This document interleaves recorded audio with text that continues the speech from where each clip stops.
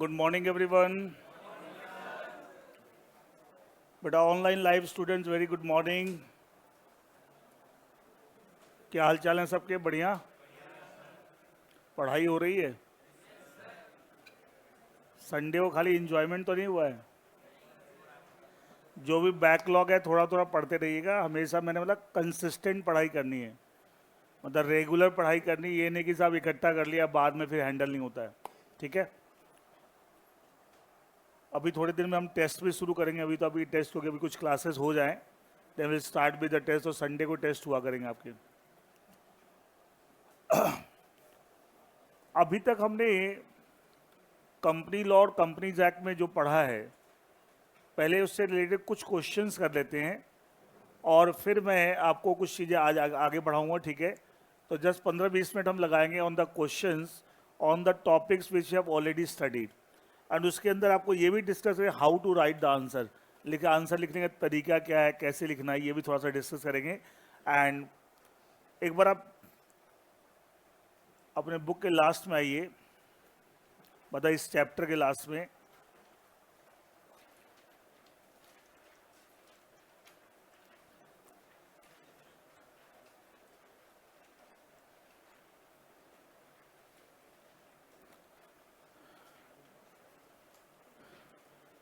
Page number 156, questions for practice दे रखा है। हाँ बेटा, आंसर राइटिंग टिप्स भी बता दूंगा, कैसे लिखना है, सारी चीजें बताएंगे।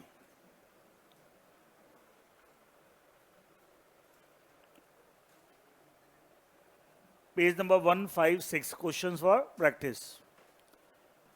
देखिए पहला जो क्वेश्चन है,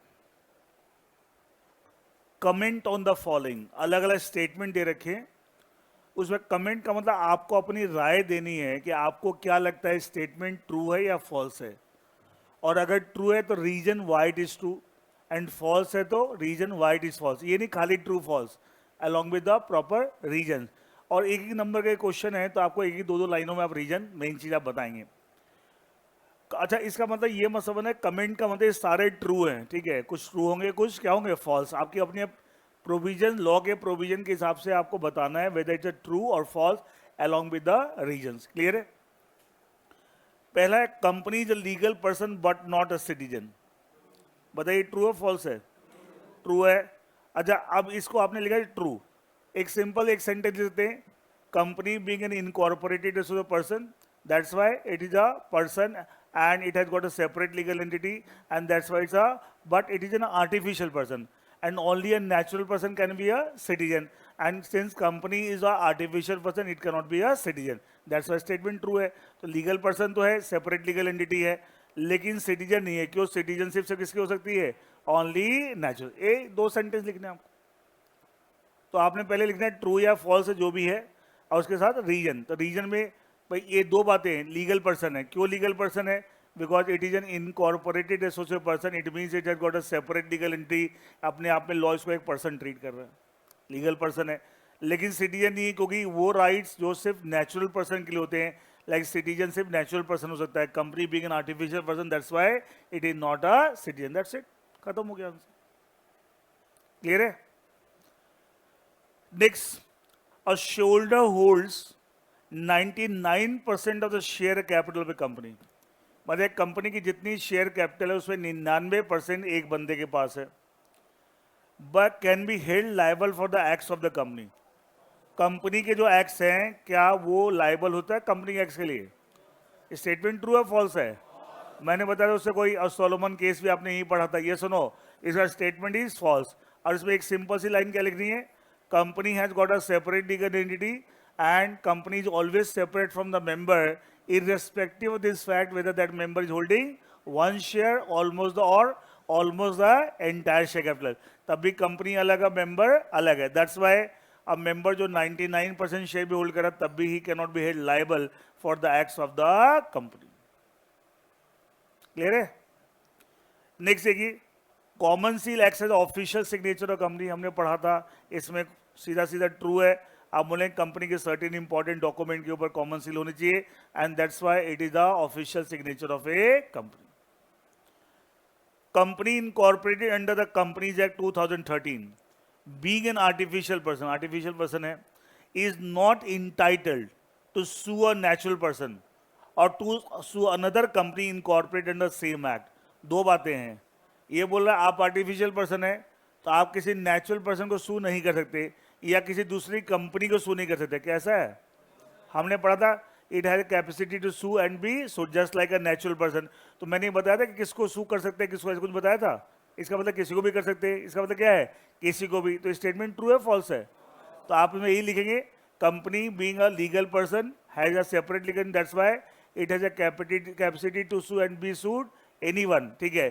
And that's why a company can sue even a natural person, a company can sue even another company, and that's why statement is false.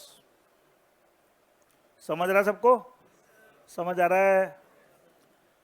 Next, a company incorporate a companies act never die except when it wound up as per the law. क्या ये perpetual succession based question है, ये सुनो बताया था, same sentence लिखा हुआ perpetual succession में कि जब तक कंपनी की वाइंडिंग मेंबर्स के चेंज आने जाने से कंपनी की सेहत पे कोई फर्क नहीं पड़ता। तो स्टेटमेंट क्या ट्रू है फॉल्स है, ट्रू है, it is a true statement.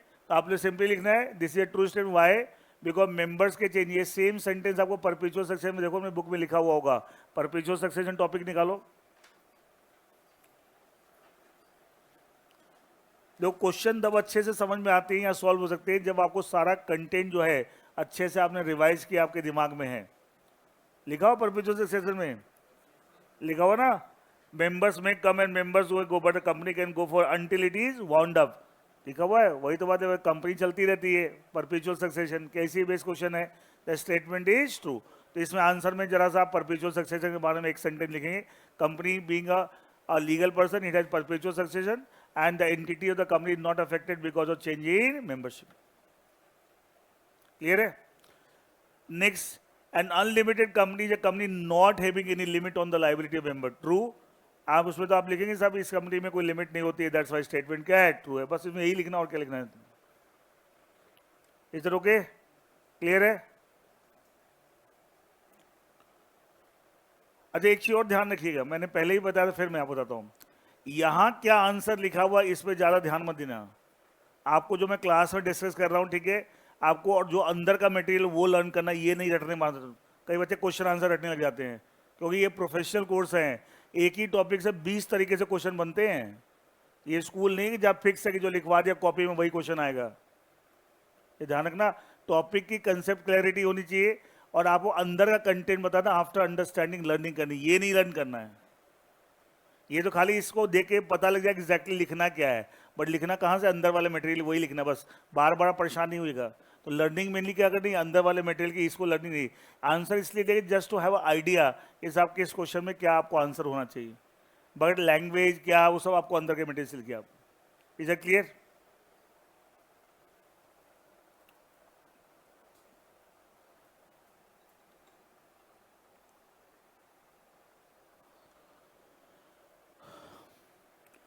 Question number 2.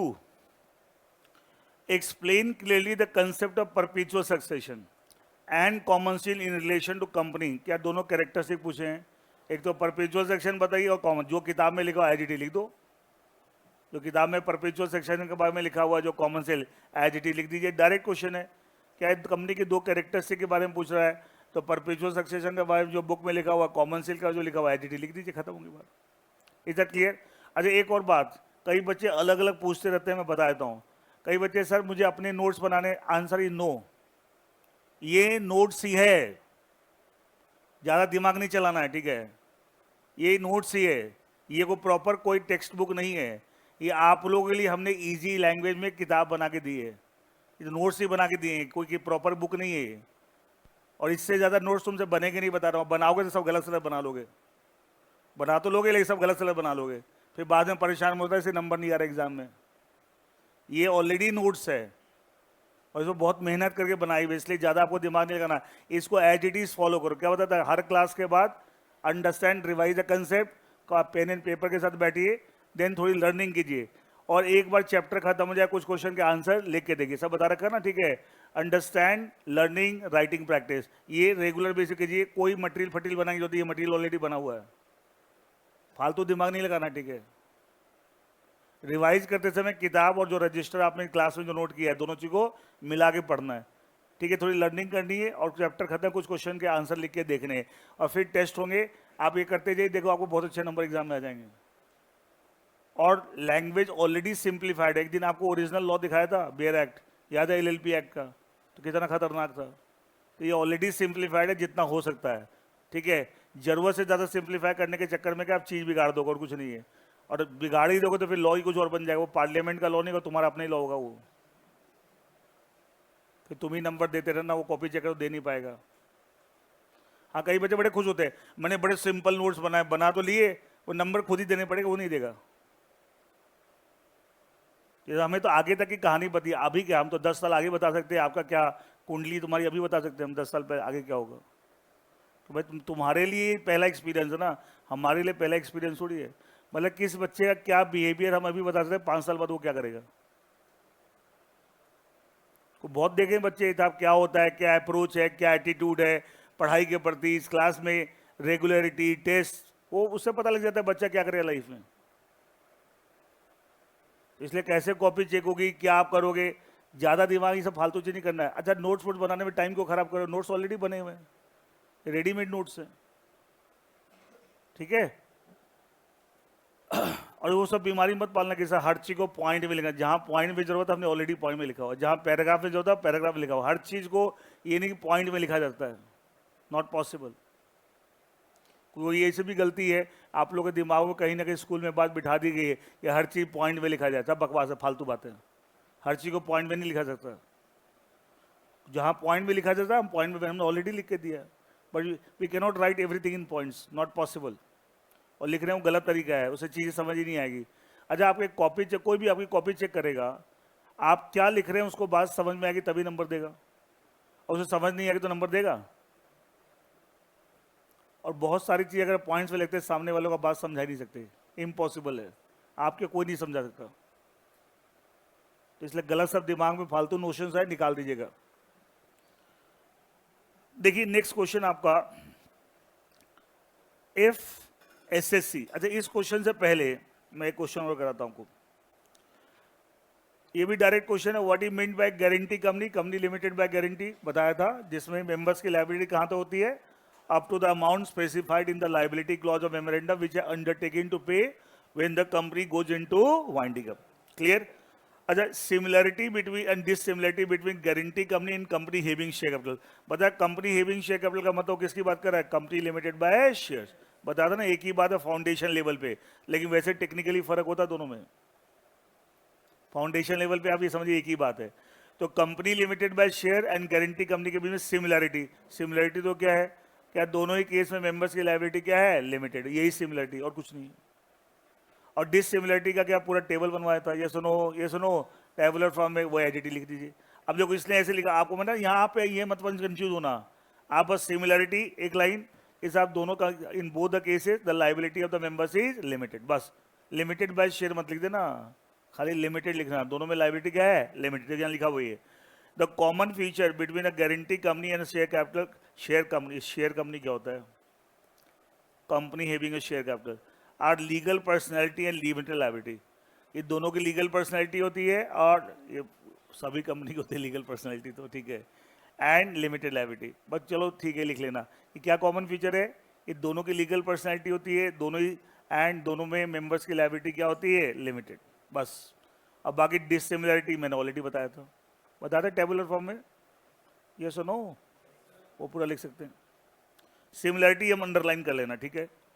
एक तो लीगल पर्सनैलिटी और दूसरा दैट इज द पॉइंट्स बना, इसको पॉइंट्स बना लिख सकते हो। इस similarity between the guarantee company and company having following are the similarity between both are having the legal personality, first point.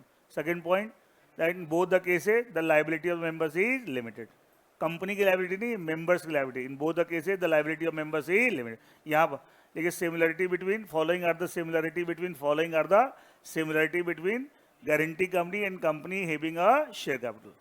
First, both have the legal personality. Number two, in both the cases the liability of members is limited. यही similarity है। ये सुनो dissimilarity आप already जानते हैं। अच्छा एक चीज बताओ, क्यों हर चीज को हम पॉइंट्स में नहीं लिख सकते, बताओ।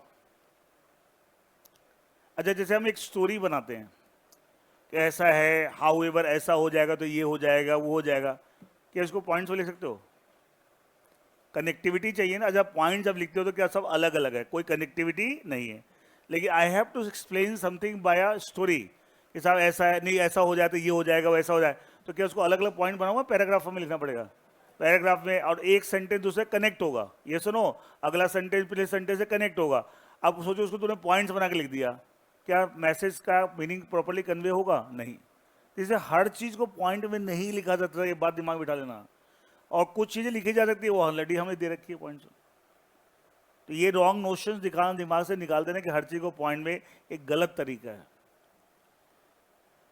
ये देखिए, एबीसी प्राइवेट लिमिटेड या private company having 5 members only. कितने मेंबर है? 5। प्राइवेट कंपनी है, कम से कम 2 से काम चल जाता है, 5 है इसके, ठीक है। All the members of company were going by car to Mumbai in relation to some business. An accident took place and all of them died.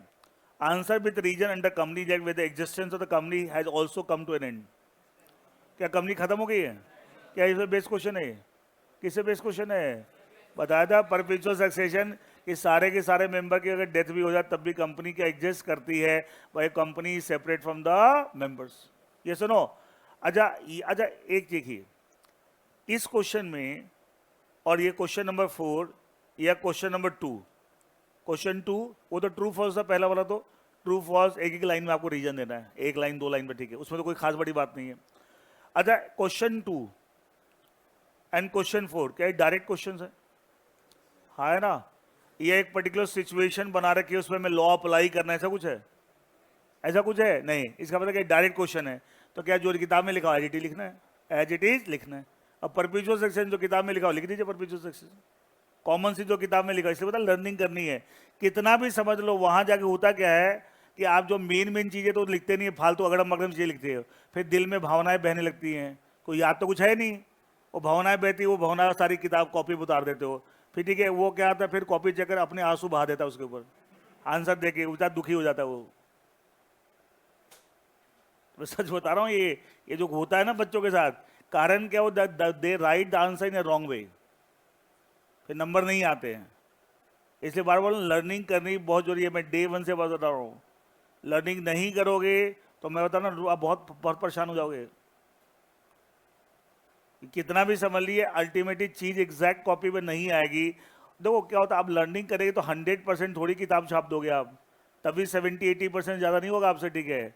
और भी एक बार की लर्निंग में नहीं, वो कई बार करना पड़ेगा। अच्छा बताइए, जितनी बार टेस्ट होंगे सेम टॉपिक है, क्या बार बार करोगे? ये सुनो, तो क्या वो लर्निंग स्ट्रांग होती जाएगी, तब भी फाइनली जब एग्जाम में लगो 70-80% ज़्यादा नहीं आएगा। लेकिन तुम कभी लर्निंग करोगे नहीं तो क्या होगा, हो सकता है किताब में लिखा हुआ कुछ तुम लिख रहे हो, वहां कुछ लिखना चाहिए, कुछ और लिखो कुछ आपको, ठीक है। किताब का मुश्किल से 10-20% आ रहा है तो नंबर भी फिर वैसे मिलते हैं। ये ध्यान रखना ये बात। अच्छा एक और बात, लर्निंग में बहुत बच्चे, मुझे बात अभी तो शुरू हुई ना, ठीक है, कई बच्चे थोड़ा सब लर्निंग किए थे एक टॉपिक को, और मैं 15 दिन बाद दोबारा देख रहा हूं तो मुझे लग रहा है मैं भूल रहा हूं। ब्रह्मा भगवान थोड़ी हो आप, ऊपर से उतरे हुए क्या देवता स्वरूप थोड़ी हो कि भाई एक बार पढ़ लिया जिंदगी भर के लिए याद हो। किसी को नहीं होता भाई, किसी को नहीं होता। अब आपको कैसे चेक करना है कि मेरा काम सही चल रहा है कि नहीं चल रहा है? पहली बार अगर किसी भी चीज को 1 पेज 2 पेज जो भी है आपको लर्न समझने के बाद, लर्निंग का मतलब रट्टे नहीं मारना, मतलब लर्निंग आफ्टर अंडरस्टैंडिंग, इसको लर्निंग बोलते हैं। और विदाउट अंडरस्टैंडिंग जो आप याद करते हो क्रैमिंग बोलते हैं। मैं क्रैमिंग को कभी प्रमोट नहीं करता, मैं तो डेड अगेंस्ट हूँ। क्रैमिंग तो पागलपन है, ठीक है। लर्निंग मतलब आफ्टर अंडरस्टैंडिंग द थिंग, क्या लिखा हुआ है, मुझे एक चीज पता है, then I am learning the language. आप पहली बार अगर कोई चीज को लर्न आपने 1 घंटे में किया है, और नेक्स्ट टाइम अगर वही लर्निंग आपकी आधा घंटा में हो रही है, मतलब काम हो रहा है, टेंशन मत लेना, काम हो रहा है, आप सही रास्ते पे हैं। तीसरी बार करोगे हो सकता है 15 मिनट में हो रहा है, तो क्या टाइम घट रहा है कि नहीं कर रहा? अगर कुछ नहीं होता तो पहली बार 1 घंटा, तो अगली बार भी 1 घंटा लगना चाहिए था सेम काम करने में। तो काम हो रहा है, बच्चे इतने इम्पेशेंट है। सर मैं तो भूल, भाई एक बार में किसको याद हो जाता है भाई, भगवान हो क्या? या तो विवेकानंद हो आप, ठीक है, विवेकानंद के बारे में पता है, he had a photographic memory. Photographic memory का मतलब कि अगर किसी पेज को पढ़ते नहीं थे, वो पेज को खाली देख लेते थे, उनको दिमाग में फोटो खिंच जाते थे। इसको बोलते हैं फोटोग्राफिक मेमोरी। वो तो कोई बिरले ही पैदा होते हैं सेंचुरीज में कोई ऐसा बंदा। हाँ, तो बोलते थे विवेकानंद बहुत पढ़ते थे, और ऐसे थे किताबें, मतलब कि आप जो नॉर्मली एक आदमी अगर एक किताब एक महीने में पढ़ेगा तो 2 दिन में पढ़ देते थे। कारण तो उनको पढ़ना ही नहीं पड़ता था, वो खाली देखते तो उसी में दिमाग में सारी पिक्चर। फोटोग्राफिक मेमोरी बोलते इसको। तो इसलिए बार बार इसकी टेंशन नहीं लेना कि पहली बार मैंने पढ़ा, अगली बार देख रहा हूँ, फिर मैं कुछ चीजें भूल रहा हूँ, वो होगा। अच्छा, अगली बार टाइम कम हुआ मतलब काम हो रहा है, उसके और अगली बार और टाइम कम हुआ, काम हो रहा है, ऐसे ही होता है। और बाय द टाइम आपके मेन एग्जाम आएंगे, आप एक एक चीज को कई बार पढ़ लेंगे, कितने सारे टेस्ट होंगे, और एक एक सब्जेक्ट पे कई बार टेस्ट हो जाएंगे। भले चैप्टर वाइज होंगे, फिर कुछ कुछ चैप्टर्स के होंगे, फिर फुल सिलेबस होगा, फुल सिलेबस के भी कई सारे टेस्ट होंगे। तो क्या करते करते आप वो कई बार आप पढ़ लोगे। आपको अभी हम पढ़ा रहे हैं, आप एक बार क्लास में पढ़ रहे हो, फिर आप रिवाइज 2 बार, तो ये हो गया। उसके बाद क्या होगा, हम क्लासेस एक बार ओवर, कुछ रिवीजन क्लासेस होगी, 3 बार, कितने टेस्ट होंगे, तो उसमें कितनी बार आप एक चीज को पढ़ लोगे। तो बाय द टाइम अगर मेन एग्जाम आएगा तो काफी हद तक चीजें स्ट्रांग, लेकिन स्ट्रांग उसकी होगी जो रास्ता सही पकड़ के चल रहा है, जो मैं बता रहा हूं। और जिसने अपने रास्ते बनाने की कोशिश की कि मेरा दोस्त बोल रहा है ऐसे कर ले, अब उसका दोस्त है ना जो टीचर 25 साल से 24 साल से पढ़ा रहा है, उससे ज्यादा उसको नॉलेज है, वो बताएगा। दोस्त कौन है कि सर वो इंटर में है। अरे वो भी तो क्या तुमसे 1 साल भर बड़ा हो गया, तो क्या इतनी समझ होगी उसको क्या अभी। तो फालतू चक्कर में मत पड़ना, ठीक है। जो तरीका बताया जा रहा है उसको फॉलो कीजिए, देखिए बाय द टाइम आपके मेन एग्जाम आएंगे, आप कितना अपने आप कॉन्फिडेंट फील करोगे। लेकिन तरीका जो बताया जा रहा है उसको फॉलो करना है, और ये होगा, भूलोगे सब चलेगा, लेकिन बार बार करने से चीजें क्या अपने आप स्ट्रॉन्ग। टाइम घटता जाएगा, टाइम सेम काम करने में टाइम, और होता है ये सब पता है क्यों आप घबराहट क्यों होती है। अच्छा बताइए, स्कूल लेवल पे नॉर्मली नॉर्मली समझने की कोशिश करना कि क्या हमने एक चीज को एक ही बार पढ़ा था नॉर्मली, हाँ या ना, हाँ या ना। और सीधा जाके मेन एग्जाम जब होते हैं उसके बीच में जो गैप होते हैं पेपर्स के बीच में, उसको जाकर रिवाइज कर लिया, क्या नॉर्मली ऐसे किया था, हाँ या ना। तो क्या होता है, बच्चा सोचता है यहाँ भी वही फॉर्मूला लगेगा। भाई ये प्रोफेशनल कोर्स है, यहाँ अप्रोच डिफरेंट चाहिए। यहाँ वो स्कूल कॉलेज वाली अप्रोच नहीं चल सकती है। वहां एक चीज बताइए, सिलेबस क्या इतना ज्यादा होता है स्कूल में किसी भी पेपर का। अच्छा, अगर सिलेबस होगा भी, क्या चीजें बड़ी सेलेक्टिव होती है कि ये क्वेश्चन आते हैं, हाँ है ना। क्वेश्चन भी पता होते हैं, एग्जैक्ट लैंग्वेज तक पता होती है, ये सुनो। लेकिन क्या प्रोफेशनल कोर्स में ऐसा होता है। मैंने बोला कोई पता नहीं है क्या क्वेश्चन आएगा, सिलेबस पढ़िए, कोई नहीं बता सकता ये क्वेश्चन लैंग्वेज, मतलब ही नहीं है, मतलब ही नहीं है, ठीक है। एक तो ये फर्क हो गया, सिलेबस बहुत वास्ट है, कुछ भी पूछ सकते हैं आप, सेलेक्टिव पढ़ाई नहीं कर सकते, you have to do the exhaustive study, हर चीज कवर करनी है। एक तो यही वॉल्यूम बढ़ गया। तीसरी बात, यहां गैप सिर्फ एक एक दिन का है, मालूम होगा ना। एक पेपर होगा, एक गैप, फिर पेपर। तो इसका था टोटल आपके जो 4 पेपर फाउंडेशन के, आपको टोटल 8 दिन लगेंगे बस। इनफैक्ट 7 दिन ही लगेंगे, पहला दूसरा वो खत्म, 7 दिन के अंदर पेपर ही खत्म हो जाएंगे वो। ऑल्टरनेट मतलब एक ही दिन छुट्टी है। आज पेपर मान लिया एग्जाम्पल लेते हैं, अभी है जून में जिनके पेपर है, जो बच्चे जून में पेपर दे रहे हैं फाउंडेशन के, 20 जून, 22 जून, 24 जून, 26 जून। 20 को स्टार्ट हुआ, 26, 7 दिन में पेपर खत्म। 6 दिन है, 7 दिन है, 20 भी तो है। तो आपके वजह से वो एक दिन का सिर्फ गैप मिलेगा। और आप लोग लकी हैं, ये सीएस में कुछ सालों से एक दिन का गैप देने लगे। हम लोगों ने जब सीएस किया था, या वैभव सर ने सीए किया था, उस समय कंटिन्यूअस पेपर, तो एक भी गैप नहीं होता था।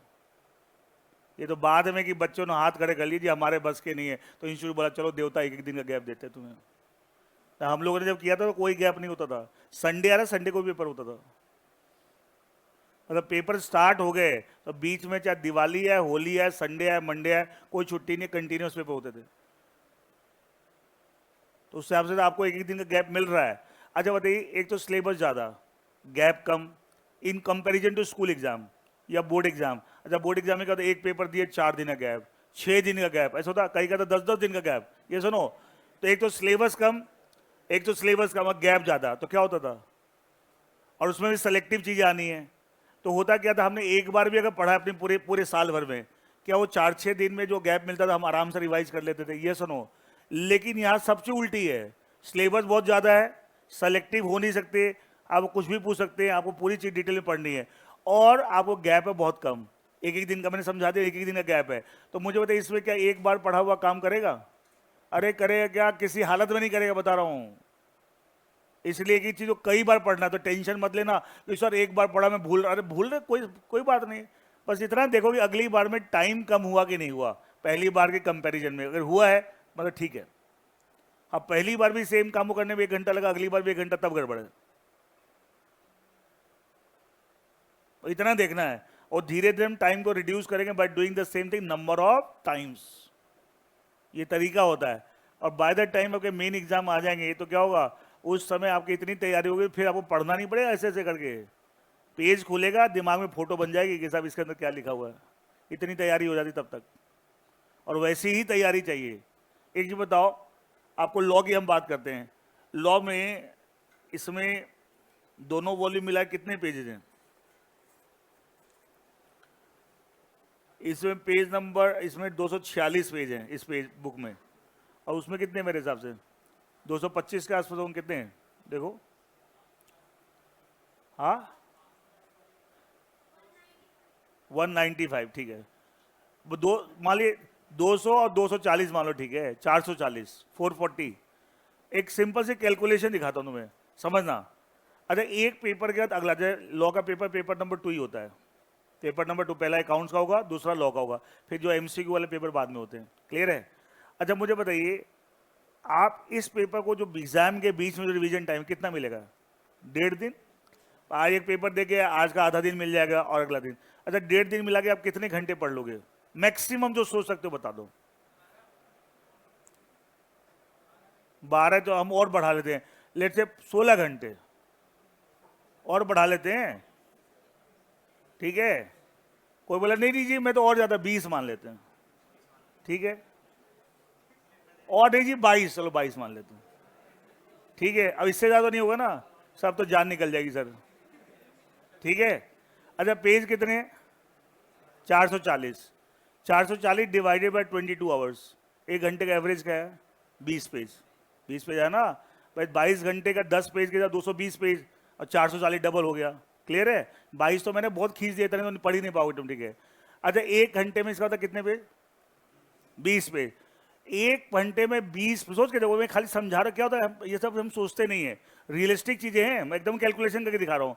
20 पेज बिना समझे खाली ऐसे ऐसे पढ़ते जाओ, पढ़ लोगे 1 घंटे में? पढ़ लोगे? तो प्लेन रीडिंग भी नहीं कर सकते विदाउट अंडरस्टैंडिंग, भाई ऐसे से पढ़े जा रहा हो खाली, ठीक है, पता नहीं क्या लिखा हुआ है। आप 20 पेज पढ़ भी नहीं सकते विदाउट अंडरस्टैंडिंग, 1 घंटे पढ़ सकते हो क्या? और वो भी कंटिन्यूअस, भाई थोड़ी के साथ गला ही बढ़ जाएगा, ठीक है। पता था मम्मी पापा हॉस्पिटल ले जा रहे हैं, सीए हो ना हो, मम्मी पापा को टेंशन जरूर हो जाएगी, ठीक है। तो सोचिए इसका मतलब किस लेवल की प्रिपरेशन चाहिए, मैं समझा रहा हूं किस लेवल की प्रिपरेशन चाहिए। पेज खुले पढ़ने का टाइम नहीं है, बस पेज खुले तो दिमाग में फोटो बन जानी चाहिए, इस पेज में ये लिखा हुआ है, इतना ही टाइम है बस। समझ में आ गया? पढ़ने का भी टाइम नहीं, रीड करने का भी टाइम नहीं है। अच्छा बोर्ड एग्जाम में क्या किया था, पूरा सिलेबस हमने दोबारा से पढ़ के समझ के क्वेश्चन भी सॉल्व कर ली, सब सिलेबस ही इतना सा है, उसमें भी सेलेक्टिव, उसमें भी इतने गैप, तो ये सारा उल्टा काम है यहाँ पे। तो ये बात मैं अभी रियलाइज करवा देता हूँ, जिससे क्या होगा पता लग जाएगा वहां क्या होने वाला है। इसका मतलब क्या, आप एक एक चीज को 6-6, 7-7 बार पढ़ा आपने, तो तभी आपको वही एक सिचुएशन आएगी, स्टेज आएगी, जब आप देखोगे तो आपके दिमाग में पूरी फोटो बनेगी। ये सुनो, तो इसलिए उस पॉइंट ऑफ व्यू से ध्यान रखना, जो तरीके बता रहा हूँ वो फॉलो करोगे तो ये आज तक कोई दिक्कत नहीं आएगी। होता क्या, देखो क्या होता है, बच्चे ने आज तक स्कूल को एग्जाम दिए हैं, या एट द मोस्ट कॉलेज के एग्जाम, जैसे इंटर में कोई बच्चा आ गया, ठीक है, कॉलेज एग्जाम दिए, तो वो स्कूल कॉलेज के एग्जाम एकदम अलग तरीके से होते हैं, प्रोफेशनल कोर्स के एग्जाम एकदम अलग तरीके, and it needs a very different kind of preparation. और जो इस बात को समझ जाएगा ना, होता क्या है, आज तक आपने खाली स्कूल एग्जाम दिए हैं तो उनका पैटर्न अलग है, यहाँ पैटर्न अलग है, अब वो वाला पैटर्न आप यहां लगाने की कोशिश करोगे, आप 100% दिक्कत में आ जाओगे। आपको समझा भी दिया मैंने एक सारी चीज प्रैक्टिकली करके कि साहब कहाँ कहाँ दिक्कत आ सकती है, इसलिए क्या करना है कैसे करना सब बताता रहता हूँ, आपको फॉलो करना है। और जो तरीका बता रहा हूँ करो, देना लास्ट में कितना कंफर्टेबल हो, कोई टेंशन नहीं हो, कोई टेंशन नहीं है। तो वो मैं समझ रहा हूँ, बच्चे बोलते हैं मैं भूल रहा हूँ, क्योंकि उनको तो वहां क्या थी, एक बार पढ़ा काम खत्म, उनको लगता है एक बार पढ़ा मैं तो भूल गया। अरे भाई यहाँ एक बार पढ़ना ही नहीं है, एक बार पढ़ने तो काम हो ही नहीं सकता, इम्पॉसिबल चीज है। Is it clear? बेटे तो फैन कम कर दो, उसकी आवाज बहुत आ रही है।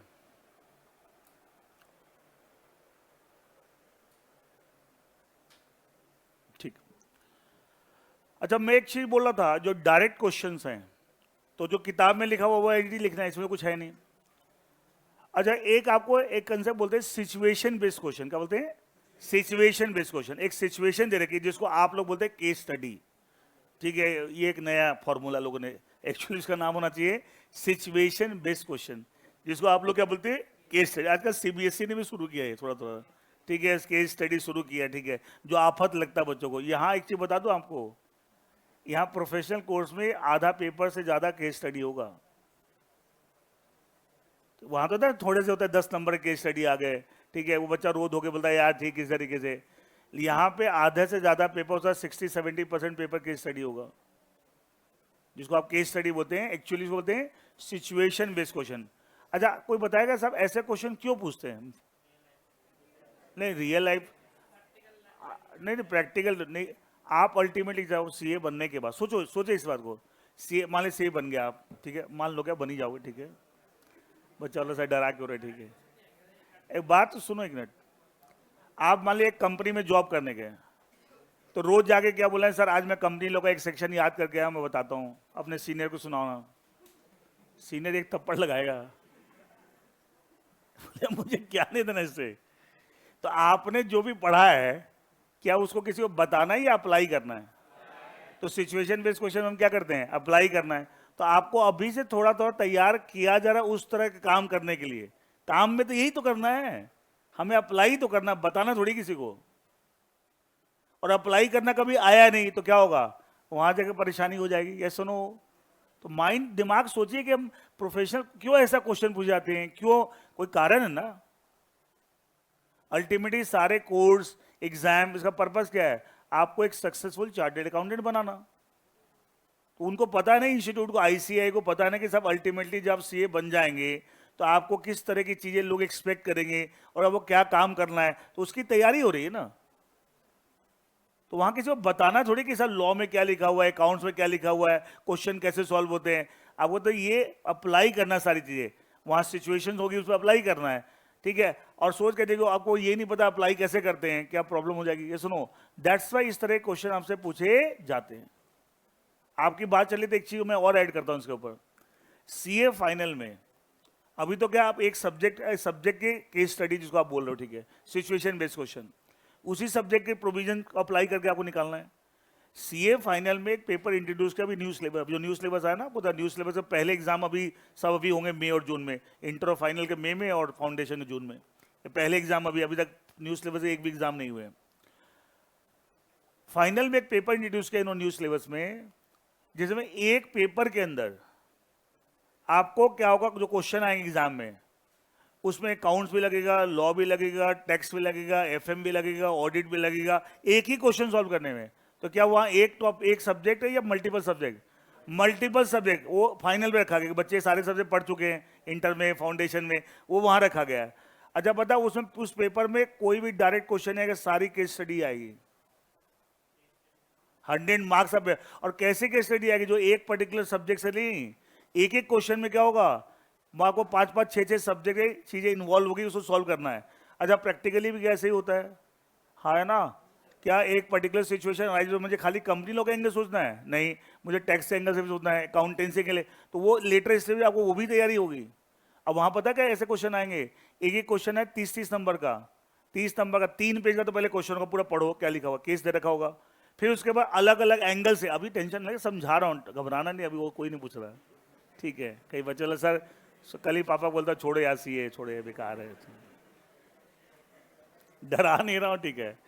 I am only making aware कि अल्टीमेटली करना क्या है और इसलिए इंस्टीट्यूट कैसी तैयारी करवा रहा है, समझ रहे हो?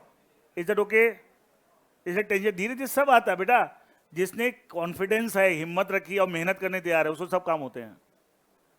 भाई अभी आप 12th करके आए हो, फिर फाउंडेशन करोगे तो मेच्योरिटी वो बढ़ेगी, फिर इंटर करोगे और मेच्योरिटी बढ़ेगी, 10 चीज़ों की समझ बढ़ेगी, फाइनल में तब तक तो आप काफ़ी मेच्योर भी तो हो जाओगे।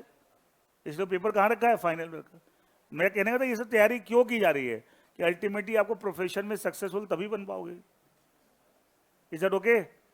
अच्छा, एक तो मैंने बोला डायरेक्ट क्वेश्चन होते हैं, एक होते हैं जो सिचुएशन बेस्ड क्वेश्चन, जो आप केस स्टडी बोलते हैं, उसके आंसर कैसे लिखते हैं नोट कीजिएगा, लिखिए रजिस्टर में आप।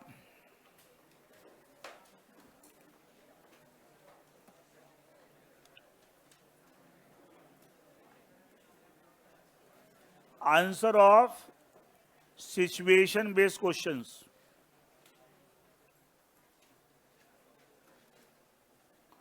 ब्रैकेट में आपकी भाषा में case study.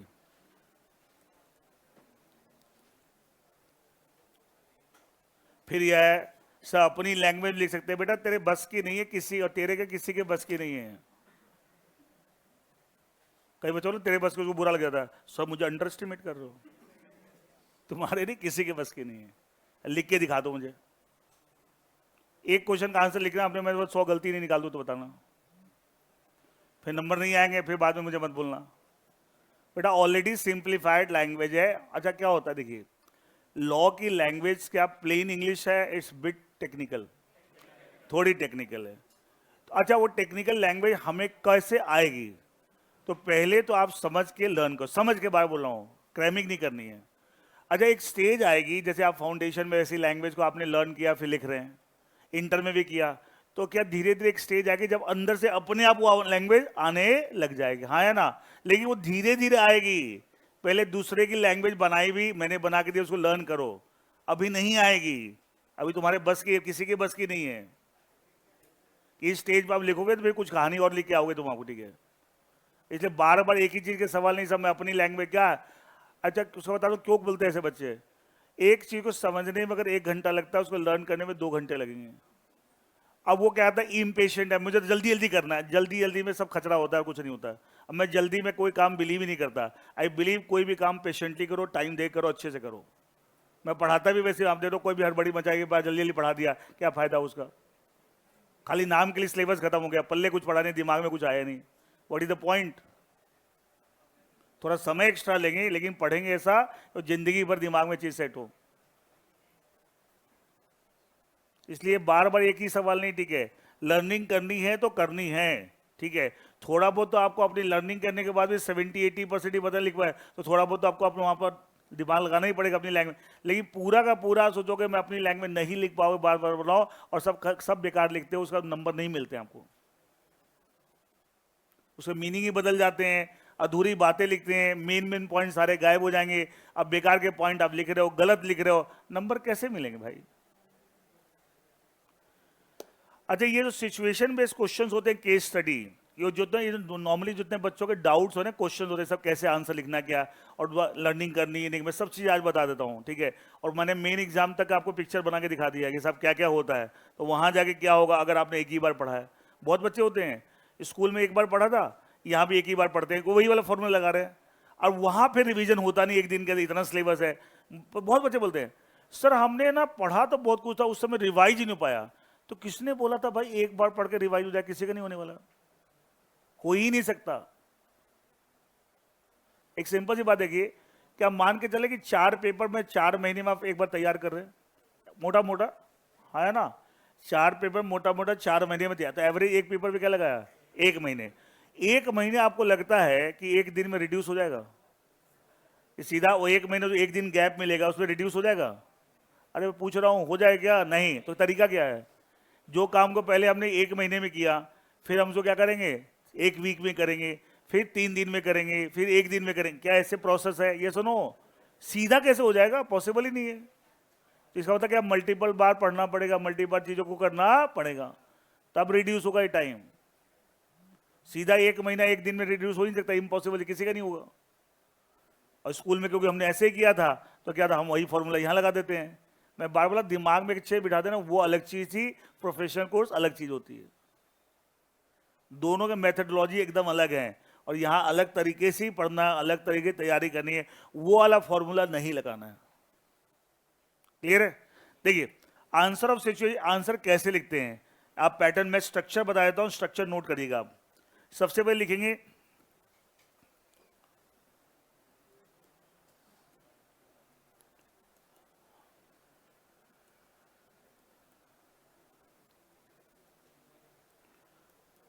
The question is related to inverted comma में एक टॉपिक का नाम, नेम ऑफ द टॉपिक। ये मैं स्ट्रक्चर लिखा ना एग्जाम में, नेम ऑफ द टॉपिक बता देना, टॉपिक का नाम लिखना है। अभी मैं अप्लाई करके भी दिखाऊंगा। The question is related to inverted comma पे क्या, name of the topic. The question related to name of the topic under the question related to, topic का नाम आ गया, of name of the act. मतलब टॉपिक किस act का, act का नाम लिखिए। मैं भी अप्लाई करके भी दिखाऊंगा। ये फिल इन द ब्लैंक्स आपके लिए, ठीक है। बाकी लैंग्वेज सेम होगी।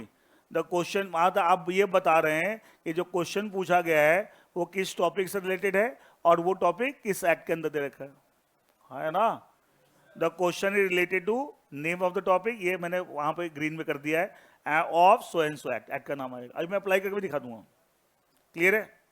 सबसे पहले सेंटेंस ही लिखेंगे। इसके बाद जो टॉपिक का नाम लिखा है, जो टॉपिक का नाम, इस टॉपिक के रिलेवेंट प्रोविजंस ऑफ लॉ, क्या लिखने, राइट, फिर क्या लिखना है, right relevant provisions of law. अच्छा, लॉ किसका, of the topic, right relevant provisions of law, उस टॉपिक के जो टॉपिक का नाम आपने लिखा है। अच्छा, जब मैंने रिलेवेंट लिखा है, इसका मतलब क्या आप पूरा टॉपिक लिख दोगे, खाली जो उससे रिलेटेड जो प्रोविजन यहाँ यूज होंगे या यूज होंगे क्वेश्चन को सॉल्व करने में, समझ रहे हैं। ये कोई डायरेक्ट क्वेश्चन, ये डायरेक्ट क्वेश्चन होता तो क्या होता, हम पूरा लिखते। लेकिन ये क्या है, आपको जो पर्टिकुलर उस टॉपिक में जितनी चीजें हैं उसमें जो पॉइंट, जो प्रोविजन उस क्वेश्चन को सॉल्व करने में हेल्प करेंगे, हमें वो लिखना सिर्फ। जैसे मैंने एक वर्ड क्या लिखा, रेलेवेंट प्रोविजंस ऑफ लॉ, किसके, कौन सा लॉ, ऑफ दैट टॉपिक, जो टॉपिक का नाम आपने ऊपर लिखा है ना, उससे रिलेटेड जो भी लॉ आपने पढ़ा है उस लॉ के रेलेवेंट प्रोविजन। रेलेवेंट मतलब जो सिर्फ इस क्वेश्चन को सॉल्व करने में हेल्प करेंगे। क्लियर है, इज दैट ओके। तो पहले ये पूरा मिला के एक पैराग्राफ बना लिए, पैरा वन। पैरा वन में एक तो सेंटेंस क्या लिखना है, the question is related to topic का नाम of so and so act. फिर आपको क्या क्या, जो टॉपिक का नाम आपने लिखा है उसके रेलेवेंट प्रोविजन भी वही लिख दिए उसी पैराग्राफ में, जो 2-3 सेंटेंस मुश्किल से होंगे। ये सुनो, क्लियर है, इज दैट ओके। तो क्या एक पैराग्राफ बन गया। अगले पैराग्राफ में क्या करना है, सही, ये पहला पैराग्राफ हो गया। पैरा 2, एग्जाम में पैरा 2 मत लीजिए, नंबर मत लीजिए, ठीक है, समझा रहा हूं, ठीक है। और पैराग्राफिंग जरूर करनी है, ध्यान रखना। कई बच्चे ना होशियार ज्यादा बनते हैं, लिख सब देंगे लेकिन कोई पैराग्राफिंग नहीं करते।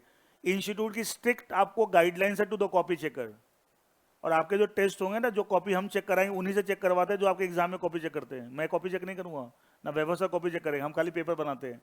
जानबूझ के हम उनसे कॉपी चेक करवाते हैं, वैसे ही बंदों से जो इंस्टीट्यूट की कॉपी चेक करते हैं। क्यों, जिसको आपको रियल फील आए कि आपकी मेन एग्जाम में कॉपी कैसे चेक होती है। ऐसे ये इंस्टीट्यूट जितना ना बच्चों को सर्विस दे रहा है, शायद कोई इंस्टीट्यूट नहीं देता। अच्छा, तो उनको हम हायर करते हैं, क्या वो फ्री में करते हो कॉपी, पैसे चार्ज करते होंगे। ऐसा तो क्या ये कॉस्ट है इंस्टीट्यूट की। तो ये इंस्टीट्यूट जितनी फैसिलिटी देता है ना पूरे हिंदुस्तान में, मुझे लगता है सी इंस्टीट्यूट कोई इतनी फैसिलिटी नहीं देता वो। अब वो उनको हायर कर दे, चार्ज फॉर दैट। बट हमें लगता है नहीं, बच्चों को वही एक्सपीरियंस मिलना चाहिए कि एक्चुअली कॉपी कैसे, को वही लोग कॉपी चेकर्स हैं। ये मत समझना कि जो अभी आप कॉपी चेक वही बंदा भी कॉपी चेक, मतलब इतने सारे कॉपी चेकर्स हैं बट उन्हीं में समझ। अच्छा, क्या वो लोग कॉपी चेक करते हैं इंस्टीट्यूट गाइडलाइंस के हिसाब से, इंस्टीट्यूट उनको गाइडलाइन देता है कैसे कॉपी चेक करनी है। एंड तो उसी तरीके से यहाँ भी हम टेस्ट भी चेक करवाते हैं। इनफैक्ट जो यहाँ के आसपास के जो रहने वाले बच्चे हैं, तो आपका सेंटर यहाँ पे एक माउंट आबू स्कूल है या 1-2 स्कूल और भी है जहाँ पे सेंटर पड़ता है नॉर्मली सीए वालों का। तो लास्ट में हमने 1-2 मॉक टेस्ट आपके उस स्कूल में भी कराएंगे, जिससे एग्जैक्ट आपको पता लग जाए कि जब आपका एडमिट कार्ड आ जाएगा एग्जामिनेशन, एडमिट कार्ड के बीच जैसे मेन एग्जाम में एंट्री होगी, सब कुछ वैसे कराएंगे, कंप्लीट लगेगा कि जैसे आपको रियल एग्जाम। इतनी तक मेहनत। अच्छा, क्या स्कूल वाले क्या फ्री में देते होंगे, जगह पैसे लेते होंगे, पैसे तो हर चीज में खर्चा है, लेकिन the institute is doing all this just to give you better service. तो इसलिए मैं हमेशा बोलता हूँ, यहाँ पे आपको अगर जो सिस्टम्स और प्रोसीजर बनाए हैं उसको आप फॉलो कर लीजिए खाली, बस ज्यादा इधर उधर दिमाग नहीं लगाना। मेरा दोस्त ये बोल रहा है, यूट्यूब पे को ज्ञान, फालतू की बकवास नहीं करना।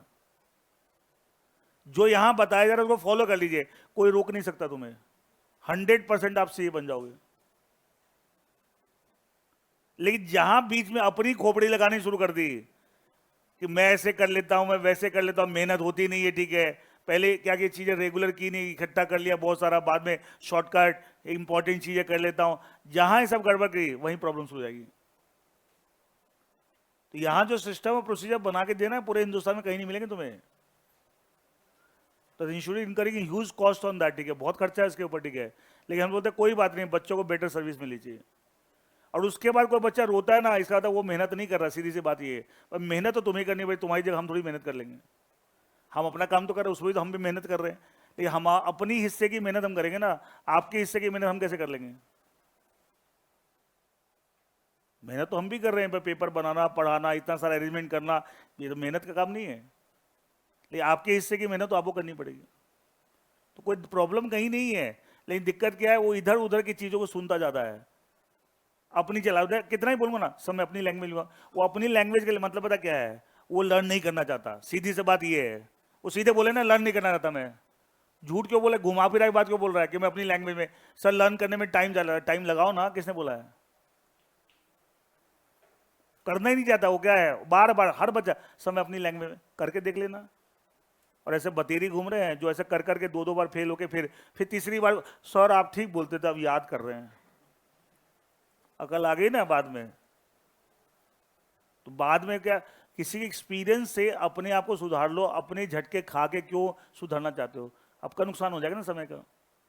अब बड़ा डिमोटिवेटिंग होता है, फेल होना बड़ा डिमोटिवेटिंग होता है, ध्यान रखने में।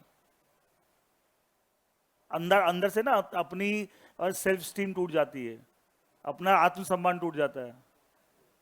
आप स्कूल में बहुत अच्छे स्टूडेंट रहे थे, बहुत अच्छे नंबर आए बोर्ड में, और यहां अगर फेल हो गए, घर वाले सारे अरे तू तो टॉपर था। अब बहुत सारे टॉपर स्कूल यहां फेल हो जाते हैं, कारण क्या, यहाँ अप्रोच अलग चाहिए, यहाँ अप्रोच अलग, और जो अप्रोच को समझ जाएगा वो ठीक है, जो नहीं करते जबरदस्ती लगाते दिक्कत हो जाती है। पैरा नंबर 2 में क्या लिखना है आपको, जो केस क्वेश्चन में दे रखा है, केस स्टडी दे रखा है, उसमें फैक्ट्स दे रखे होंगे, वो फैक्ट्स और जो लॉ आपने ऊपर लिखा है उनको कंबाइन करके लिखना है। लॉ तो ऊपर लिखा है ना आपने, रिलेवेंट प्रोविजन लॉ, वो और जो फैक्ट्स क्वेश्चन में, तो क्या करना है, आप यहां कोई नई चीज लिख रहे हैं, जो फैक्ट्स क्वेश्चन में दे रखे हैं वही, और साथ में ऊपर जो लॉ लिखा है तो उनको मिला के लिख दिया। क्लियर है? क्लियर है? ओके। Para number 3, conclusion.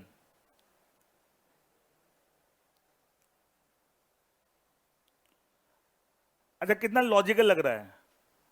पहले में हमने बताया साहब ये क्वेश्चन किस टॉपिक से रिलेटेड, किस एक्ट से रिलेटेड है, फिर उस टॉपिक के रिलेवेंट प्रोविजन लिख दिए, लॉ ये कहता है।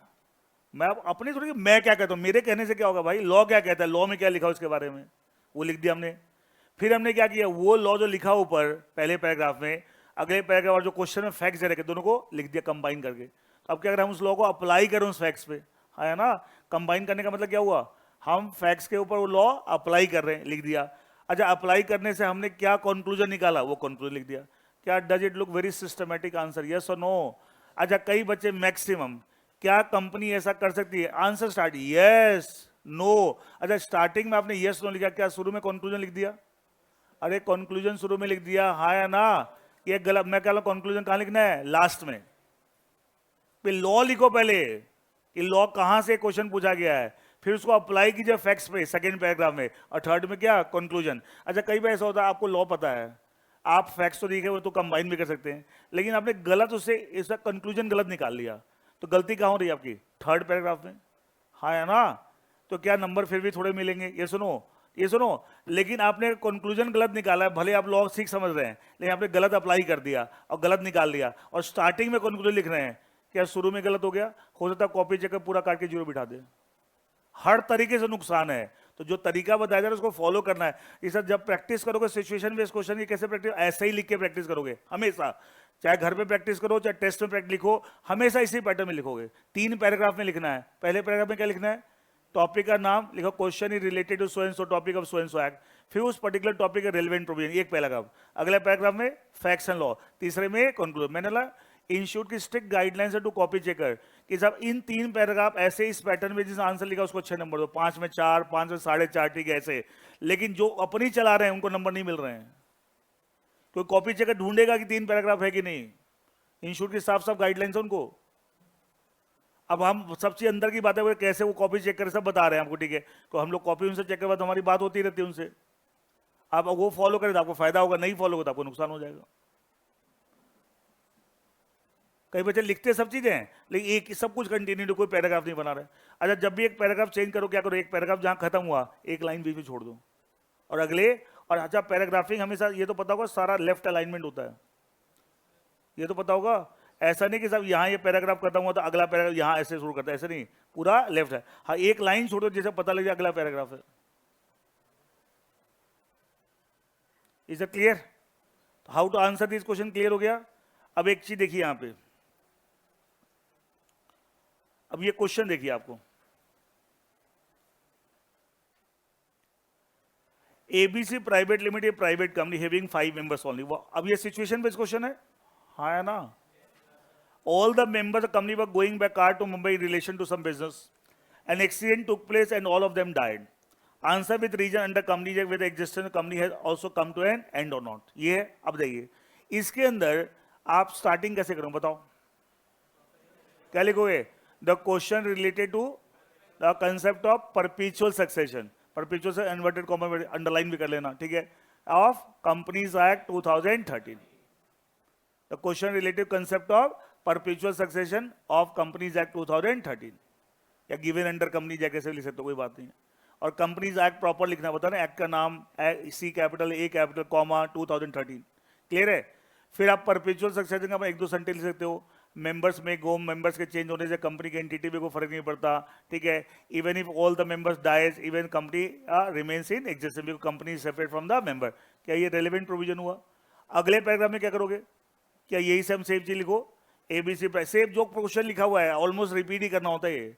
ABC private limited have 5 members, all of them were going to एज में, और यही ऑलमोस्ट रिपीट करना है। फिर बीच में 1-2 सेंटेंस लिख देना कि साहब उसकी डेथ होने के बाद भी कंपनी एग्जिस्ट करती है, why company separate from the member and company has got perpetual succession and it remains in existence until it is wind up, it is until it is. तो क्या किया, फैक्ट्स के साथ आपने लोगों को कंबाइन कर लिख दिया और लास्ट में क्या कर दिया कंक्लूजन में, हेंस, ठीक है, क्या लिखे, hence even if all the members have died company is still in existence। हो गया। क्या बहुत मुश्किल काम है? क्या बहुत मुश्किल काम है? नहीं। तो इसका लेकिन ये तब कर पाओगे एग्जाम में ढंग से जब आप रेगुलर जब भी आंसर की प्रैक्टिस करें ऐसे ही लिख के देख रहे हो। ये टेस्ट जो हम कराएंगे उसमें ऐसे लिख के दे रहे हो, तो अभी जाओ 3 पैराग्राफ में, तो आप मेन एग्जाम में जाते जाते क्या होगा, आप इसको हैबिट ही पड़ जाएगी, सब ऐसे ही लिखना है। Is it okay? तो how to answer the situation based question सबको क्लियर हो गया? सबको क्लियर हो गया? क्लियर है? नाउ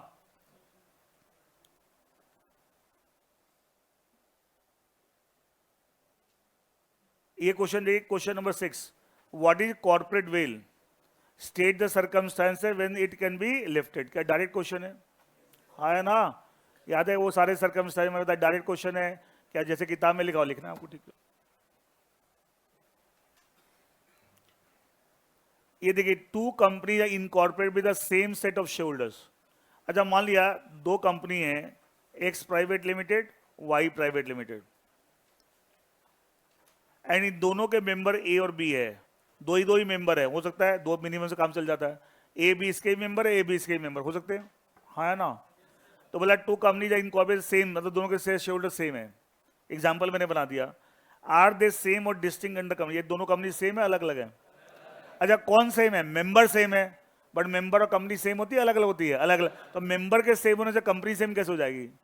मेंबर के सेम, क्या ये भी separate legal entity based question है? ये सुनो, अब इसका आंसर क्या, ये भी सिचुएशन बेस्ड क्वेश्चन है। तो क्या आप लिख सकोगे, the question is related to concept of separate legal entity given the companies act 2013, ठीक है, लिख दिया। फिर लिखोगे company once it incorporated it got a entity separate from its member, ठीक है, कंपनी अलग है मेंबर अलग है, 1-2 लाइन लिखी। फिर आपने यही लिख दिया साहब, even if the set of shareholders are the shareholders of both the companies are same, फिर भी क्या है, companies are different and because company is separate from the members and hence last में कंक्लूजन, लास्ट पैराग्राफ क्या लिखा हुआ, hence the 2 companies are not same, they are distinct under the companies act. हो गया। क्या बहुत मुश्किल काम है? क्या बहुत मुश्किल काम है? नहीं। एक क्वेश्चन और बीच में तो मैंने छोड़ दिया था, देखिए क्या। क्वेश्चन नंबर 3,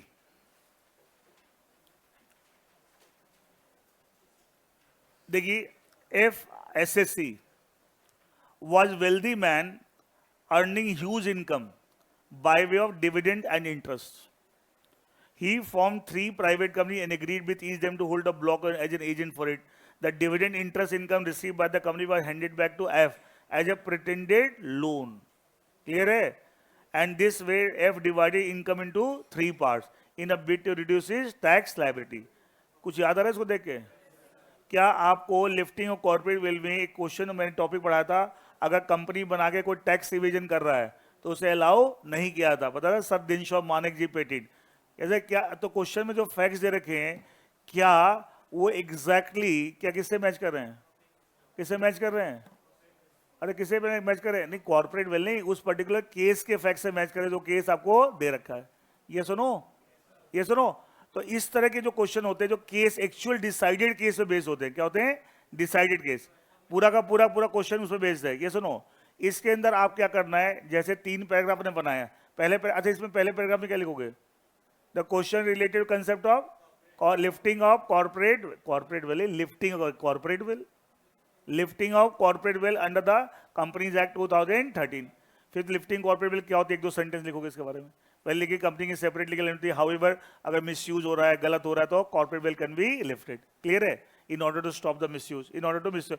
अच्छा, उसके बाद क्या करना है आपको इस तरह क्वेश्चन में, इसको इस तरह क्वेश्चन में आपको एक पैराग्राफ बीच में और ऐड कर देना है। इस फर्स्ट सेकेंड थर्ड जो था वो एजीटी रहेगा, लेकिन फर्स्ट जो एजीटी रहेगा, ठीक है। अब सेकेंड पैराग्राफ में लिखवा रहा हूं, लिखिए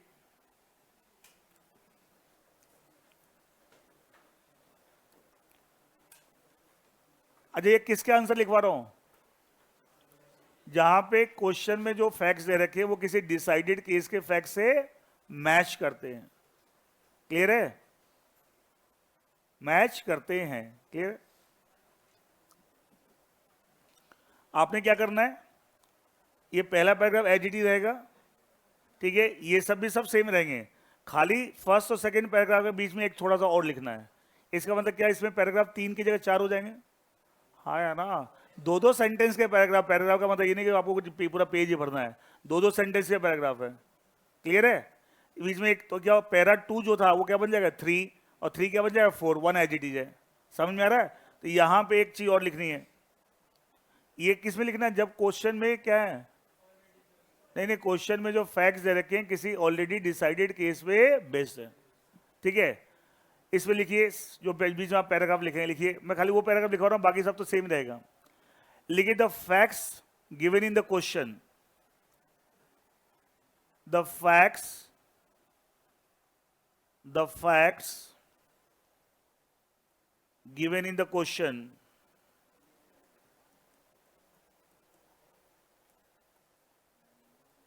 are similar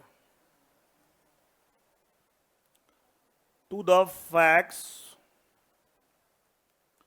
of decided case. The facts given in the question are similar to the facts of decided case, comma case का नाम, name of the case, name of the case, ठीक है। Is it clear? तो ये आप यहां पे क्या करेंगे, ये आपको एक सेंटेंस ये लिखे, कुछ एक सेंटेंस है, और इसको चाहो तो पहले पैराग्राफ में मर्ज भी कर सकते हो। पहले इनको फर्स्ट पैराग्राफ में मर्ज ही कर देना, लास्ट में जहां फर्स्ट पैराग्राफ खत्म हो रहा था ना, रेलेवेंट प्रोविजन, उसके बाद आप ये मर्ज का एक सेंटेंस और ऐड कर देना, उसमें 3 ही पैराग्राफ रख लेना। Is it clear? ये कहाँ आएगा? फर्स्ट पैराग्राफ में पहले क्या है, question is related to so and so topic, फिर उसके रेलेवेंट प्रोविजन या परपेचुअल सक्सेशन के, सॉरी लिफ्टिंग कॉर्पोरेट वेल्थ का थोड़ा सा लिखा, फिर लास्ट में एक सेंटेंस उसी पैराग्राफ के लास्ट में लिख दो, facts given in the question are similar to the facts of decided case, case का नाम। अच्छा, केस का नाम नहीं आता है, अब आपको याद नहीं है तो खाली यहां पे लिख देना similar to the facts of, और बस डिसाइडेड केस फुल स्टॉप लगा देना। केस का नाम याद है तो नाम लिख देना। और मैंने बताया था फाउंडेशन नंबर केस के नाम अगर आप नहीं लिखते हैं, सेक्शन नंबर नहीं लिखते हैं, सेक्शन नंबर कोई नंबर नहीं कट रहे हैं, तो इसकी टेंशन बहुत लोड मत लेना कि साहब मुझे याद करना ही करना है। सेक्शन नंबर, केस के नाम, if you are not able to learn या you are not going to, there no deduction of mark in, सिर्फ फाउंडेशन लेवल पे, ठीक है। हाँ, अगर आप श्योर हो कि मुझे याद है एंड एग्जैक्टली है तो लिख दो। तो वो लिखा facts of decided case, decided case लिखा कॉमा केस का नाम, अगर नहीं केस का नाम है डिसाइडेड का फुल स्टॉप लगा दो, बस हो गया, खत्म मत। आपने सामने वाले को क्या बता दिया, पेपर चौक क्या बता दिया, मुझे पता है कि ये जो क्वेश्चन में फैक्ट्स दे रखे ये डिसाइडेड केस है और केस का नाम अगर लिख सकते हो, नहीं तो क्या आपने खाली डिसाइडेड केस लिख दिया सफिशिएंट है। तो उसको बता दिया ना कि मुझे पता है कि साहब ऐसा केस डिसाइड हो रखा है, तो उससे क्या होगा, आपके आंसर और रिच हो जाएगा, आंसर क्या हो और रिच हो जाएगा। ये सुनो, और केस का नाम नहीं पता और डिसाइडेड केस फुल स्टॉप लगा देना, केस का नाम पता है कॉमा लगा केस का नाम लिख देना, केस का नाम लिखने के बाद फुल स्टॉप यहां जाएगा। Is that okay? Pattern clear है सबको? कोई मुश्किल काम है? तो जहां पे आपको केस एग्जैक्ट कोई केस आपने पढ़ा है वैसा ही फैक्ट दे रखा है तो एक सेंटेंस ये और ऐड कर देना फर्स्ट पैराग्राफ में, लास्ट में, बाकी 3 पैराग्राफ में आंसर देना 1 2 3। Is that clear? इसमें भी 3 ही मैंने बना दिए, 1 2 3। समझ आया सबको? पक्का? जैसे इसी क्वेश्चन को, जो एक क्वेश्चन है जो आया हुआ है, पहले क्या लिखोगे, the question is related to the concept of lifting of corporate veil given under companies act 2013। Here, corporate lifting of generally company has got a separate legal entity. However, sometimes people misuse it. There, the courts have been lifting of peers to stop the misuse. ये लिखना है, ये सुनो, to stop the misuse. Clear? ये लिख दिया आपने। अब उसके बाद क्या लिखो, the facts given in the question यही are similar to the facts of decided case. वही आपका क्या, ठीक है, दो केस का नाम था आपको लिख दिया आपने। उस अगले पैराग्राफ में क्या करना, क्वेश्चन में जो फैक्ट्स दे रखे हैं और जो ऊपर आपने लिखा उसको कंबाइन करके लिख दिया, लास्ट में क्या कर दिया, कंक्लूजन दे दिया। Is it okay? तो ये पैटर्न है how to write the answer, how to write the answers. तो हमने कितने क्वेश्चन कर लिए, 7। तो बस अभी यहीं तक रखते हैं, इसके आगे क्वेश्चन बाद में, अब एक नया टॉपिक स्टार्ट करते हैं।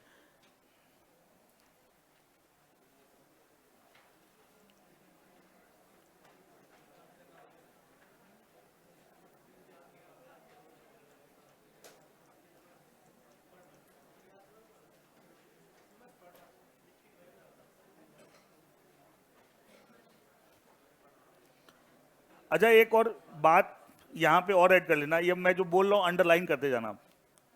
अगर लिफ्टिंग और कॉर्पोरेट वेल से रिलेटेड क्वेश्चन आता है तो इतना बड़ा 2-2 पैराग्राफ लिखने की जरूरत नहीं है।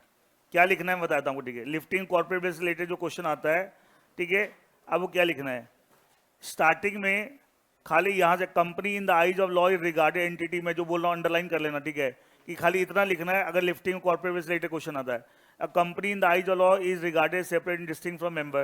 This recognition of companies as a separate is and being liable for an act इन्होंने बस यहाँ corporate बस यहाँ तक क्लियर है। दिस वन मैं ग्रीन में मार्क कर रहा हूं, इसमें भी ढूंढ रहा, मिल गया यहां तक। अच्छा, इतना लिखिए, तो खाली सेपरेट लीगल एंटिटी के बारे में बता रहे हैं, जब भी कॉर्पोरेट लिफ्टिंग कॉर्पोरेट बिल की बात हो सेपरेट लीगल एंटिटी स्टार्ट करना है, ये लिख दिया। अब उसी का लिखिए, however the advantage of corporate veil can B enjoyed only by those who honestly use the well for collective benefit and its member under certain exceptional circumstances, comma the courts में डिसरिगार्ड और PS the corporate veil company and hold the person controlling the affair company liable for. यहां तक काफी short कर दिया मैंने, ठीक है। इसका जब भी लिफ्टिंग कॉर्पोरेट वेल से रिलेटेड क्वेश्चन आए तो शुरू का, अच्छा दोनों के क्या मैंने स्टार्टिंग के पैराग्राफ सेंटेंस ऐड कर लिए बस, ठीक है। पहले ये लिख देना जितना मैंने ग्रीन मार्क करके, और दूसरा बस इसके बाद ये लिख देना, बाकी चीज लिखने की जरूरत नहीं है। आया नहीं है समझ में? तो कभी भी लिफ्टिंग कॉर्पोरेट वेल से रिलेटेड क्वेश्चन चाहे डायरेक्ट हो चाहे सिचुएशन बेस्ड हो, केस स्टडी है, स्टार्टिंग में पहले एक सेंटेंस सेपरेट लीगल एंटिटी का, फिर ये एक सेंटेंस कि भाई जनरली सेपरेट लीगल एंटिटी होती है, लेकिन एक्सेप्शनल केसेस में कोर्ट्स हैव बीन लिफ्टिंग और पियर्सिंग द कॉर्पोरेट, अब कोई मिसयूज कर रहा है ऑल दैट। एंड उसके बाद आपको तो पता पहला पैराग्राफ का रेडी हो गया, ये दोनों मिला के एक पैराग्राफ हो गया, ये सुनो दोनों मिला के हो गया relevant provisions of law.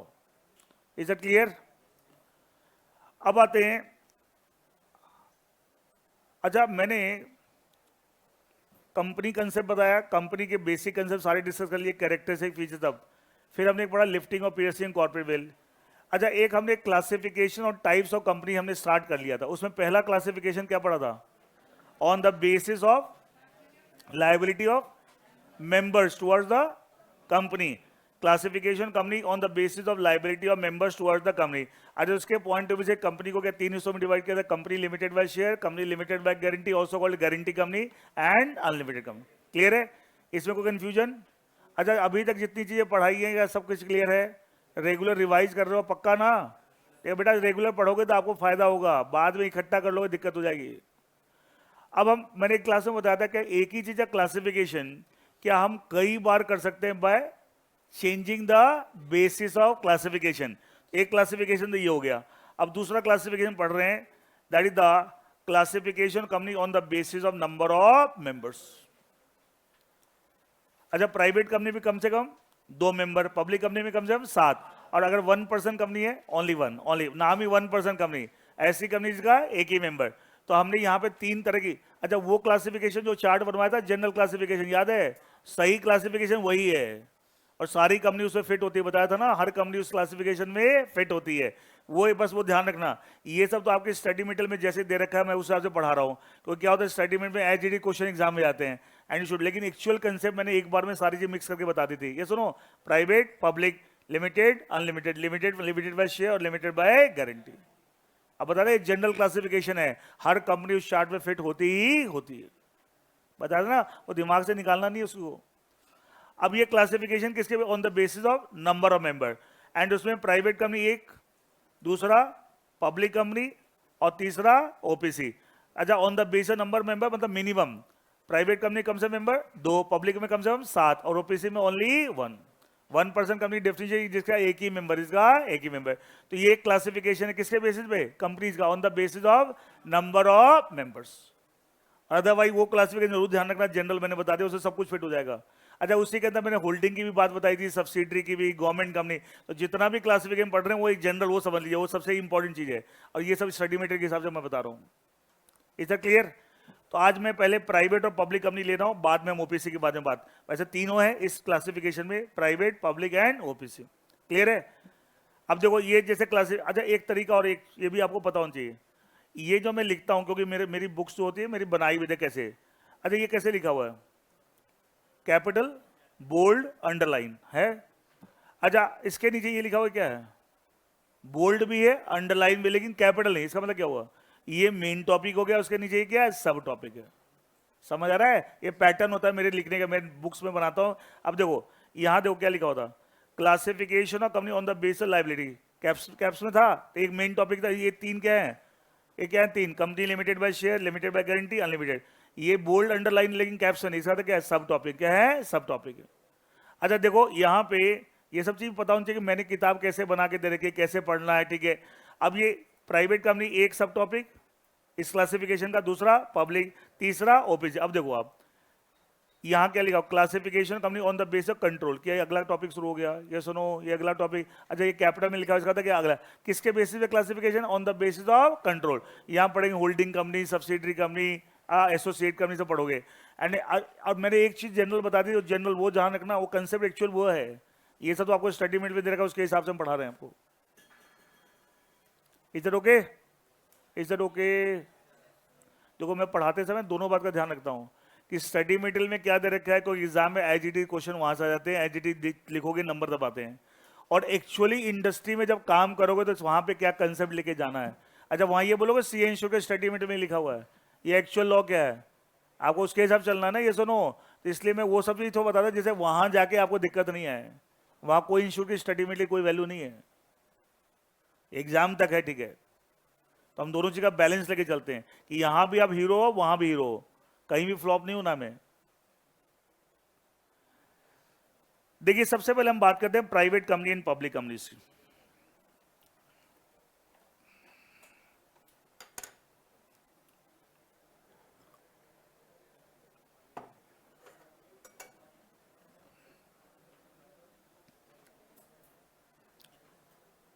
Private company,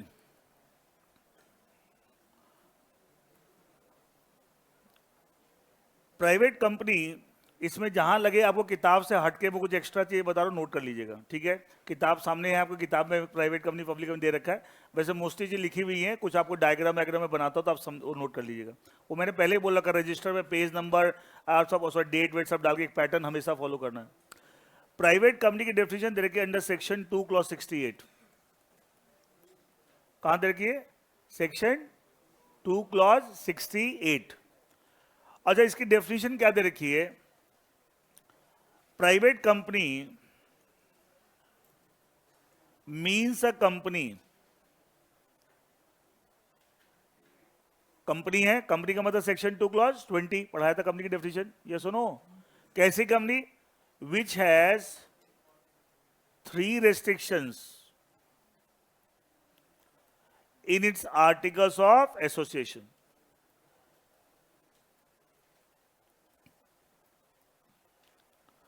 ऐसी कंपनी जिसके आर्टिकल्स ऑफ एसोसिएशन में 3 रेस्ट्रिक्शन होती है। कौन सी 3 रेस्ट्रिक्शन अभी मैं बताऊंगा आपको। Private company means a company विच है 3 रेस्ट्रिक्शन। अब ये रेस्ट्रिक्शन कहां होगी? मेमोरेंडम में लिखा हूं आर्टिकल, वो मेमोरेंडम, मतलब सामने सामने ये हालत है। अभी बोला आर्टिकल, वो मेमोरेंडम अपना गा रहा है, फिर बोलते अपनी भाषा में लिखेंगे। वहां पर मेमोरेंडम की जगह प्रोस्पेक्टस हो जाएगा। ये तो सामने सामने हालत है बेटा। मेमोरेंडम अलग डॉक्यूमेंट होता है, आर्टिकल्स अलग होता है। 2 अलग अलग डॉक्यूमेंट होते हैं कंपनी के। एक बोलते हैं मेमोरेंडम ऑफ एसोसिएशन और एक बोलते हैं आर्टिकल्स ऑफ, ये भी पढ़ाएंगे आपको, आगे आएगा मेमोरेंडम आर्टिकल। नाम तो सुन रखे सबने, ठीक है। तो प्राइवेट कंपनी वो कंपनी है जिसके आर्टिकल्स ऑफ एसोसिएशन में क्या होती है? 3 रेस्ट्रिक्शन। वो क्या रेस्ट्रिक्शन होती है मैं एक्सप्लेन करूंगा, अभी करूंगा। क्लियर है? कहां होती है रेस्ट्रिक्शन? कहां होती है, कहां लिखी होती है restriction? In the article of उस प्राइवेट कंपनी के आर्टिकल्स में क्या रेस्ट्रिक्शन होती है, will explain, I will discuss that. Clear है? अच्छा, पब्लिक कंपनी की डेफिनेशन, अभी रेस्ट्रिक्शन पे बताऊंगा, पहले उससे पहले देखिए पब्लिक कंपनी की डेफिनेशन। देखिए आप, पब्लिक कंपनी की डेफिनेशन देखिए अंडर सेक्शन 2 क्लॉज 71। वो सेक्शन 2 क्लॉज 68 है, ये सेक्शन 2 क्लॉज 71। क्लियर है? क्या दे रखी है? पब्लिक कंपनी मीन्स कंपनी, लिखा हो बेटा, लिखने की जरूरत नहीं है, समझ लीजिए। यहां पे जो चीज एक्स्ट्रा बताऊं वो लिखो। Public company means a company, public company means a company which is not a private company, जो प्राइवेट कंपनी नहीं है, जो प्राइवेट कंपनी नहीं है। अच्छा, प्राइवेट कंपनी होने के लिए क्या रिक्वायरमेंट है? आर्टिकल में 3 रेस्ट्रिक्शन। तो क्या पब्लिक कंपनी के आर्टिकल में वो 3 रेस्ट्रिक्शन होंगी? नहीं होंगी। In other words, there will be 3 restriction will not be there in the articles of association of public company। Cross लगा दिया मैंने। तो मेन जो डिफरेंस है, मैंने बताया डेफिनेशन बहुत इंपॉर्टेंट होती है। तो मेन डिफरेंस प्राइवेट कंपनी और पब्लिक कंपनी क्या होता है? 3 रेस्ट्रिक्शन का। अगर किसी कंपनी के आर्टिकल में 3 रेस्ट्रिक्शन है तो क्या है? प्राइवेट कंपनी, और नहीं है तो क्या है? Public company. क्या है? पब्लिक। तो मेन, अच्छा, डेफिनेशन यही है आपको। अच्छा, मेरा प्रॉपर डेफिनेशन किसकी है? प्राइवेट कंपनी की। अब पब्लिक कंपनी की डेफिनेशन तो निगेटिव है, जो प्राइवेट नहीं है वो क्या है? पब्लिक। तो मेनली हमें क्या समझना है? प्राइवेट कंपनी समझना है। क्या समझना है? प्राइवेट कंपनी समझना है। अच्छा, साथ साथ मैं पब्लिक कंपनी भी समझाऊंगा, क्योंकि जो रेस्ट्रिक्शन मैं बताऊंगा प्राइवेट कंपनी में, क्या वो पब्लिक कंपनी के आर्टिकल में वैसी रेस्ट्रिक्शन होगी? नहीं। तो मेनली हमें वो रेस्ट्रिक्शन समझना है, और ये समझना है कि प्राइवेट कंपनी के आर्टिकल में ऐसी होती है और पब्लिक कंपनी के आर्टिकल में नहीं होती। I hope this is clear. Is that clear? तो हमने पहले स्ट्रक्चर समझा कि प्राइवेट कंपनी और पब्लिक कंपनी डेफिनेशन किस तरीके से। अब मेरे को दोनों डेफिनेशन समझने के लिए मेन क्या समझना है? 3 रेस्ट्रिक्शन क्या होती इन the articles of association of private company. Clear है? क्लियर है? देखियो क्या है, समझने में पूरा फोकस करना, लिखने की ज्यादा जरूरत नहीं, सब कुछ लिखा हुआ किताब में, ठीक है। थोड़ा बहुत कोई डायग्राम वायग्राम बना तो नोट कर सकते हो। 3 restrictions in the articles of association में एओए बोलते हैं, मेमोरेंडम को एमओए, मेमोरेंडम ऑफ एसोसिएशन, ये articles of association. 3 restriction in the articles of association of A private company.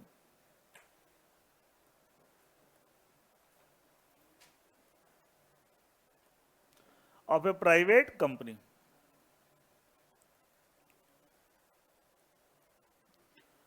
पहली देखिए, पहली रेस्ट्रिक्शन देखिए,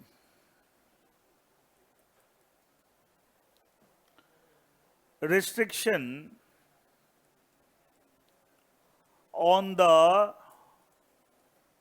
right of members to transfer shares. Restriction on the right of members to transfer shares. Restriction on the right of members to transfer shares. क्या मतलब इसको समझेंगे? देखिए, मान लिया एक प्राइवेट कंपनी है। अच्छा, प्राइवेट कंपनी का नाम के अंत में क्या आएगा? Private limited. पीबीटी पीबीटी मत बोलना, है सब कहां से सीख के आते हैं। प्राइवेट बोलने में दिक्कत होती है, प्राइवेट ठीक है, पीबीटी बीमारी का नाम लगता है। इस स्कूलों में ना कुछ आया ना, ये सब फालतू के नौटंकी सब सीख जाते हैं, ढंग की बात एक भी नहीं सीख के आते फालतू। पीबीटी, अच्छा कह बता पीबीटी एलटीडी, भाई इसे तो प्राइवेट लिमिटेड बोल देता। एक बच्चा मुझे क्या बोलता है एक बार, सर एक ना एक वो होता है हुफ। मैं कहा ये क्या होता है? वो पता है एचयूएफ को बोल रहा था। भाई एचयूएफ बोल ले हुफ। मैं ये लग रहा कोई भूत का नाम बता रहा तू तुझे, पता नहीं कहां से शॉर्ट फॉर्म बना लेते हैं।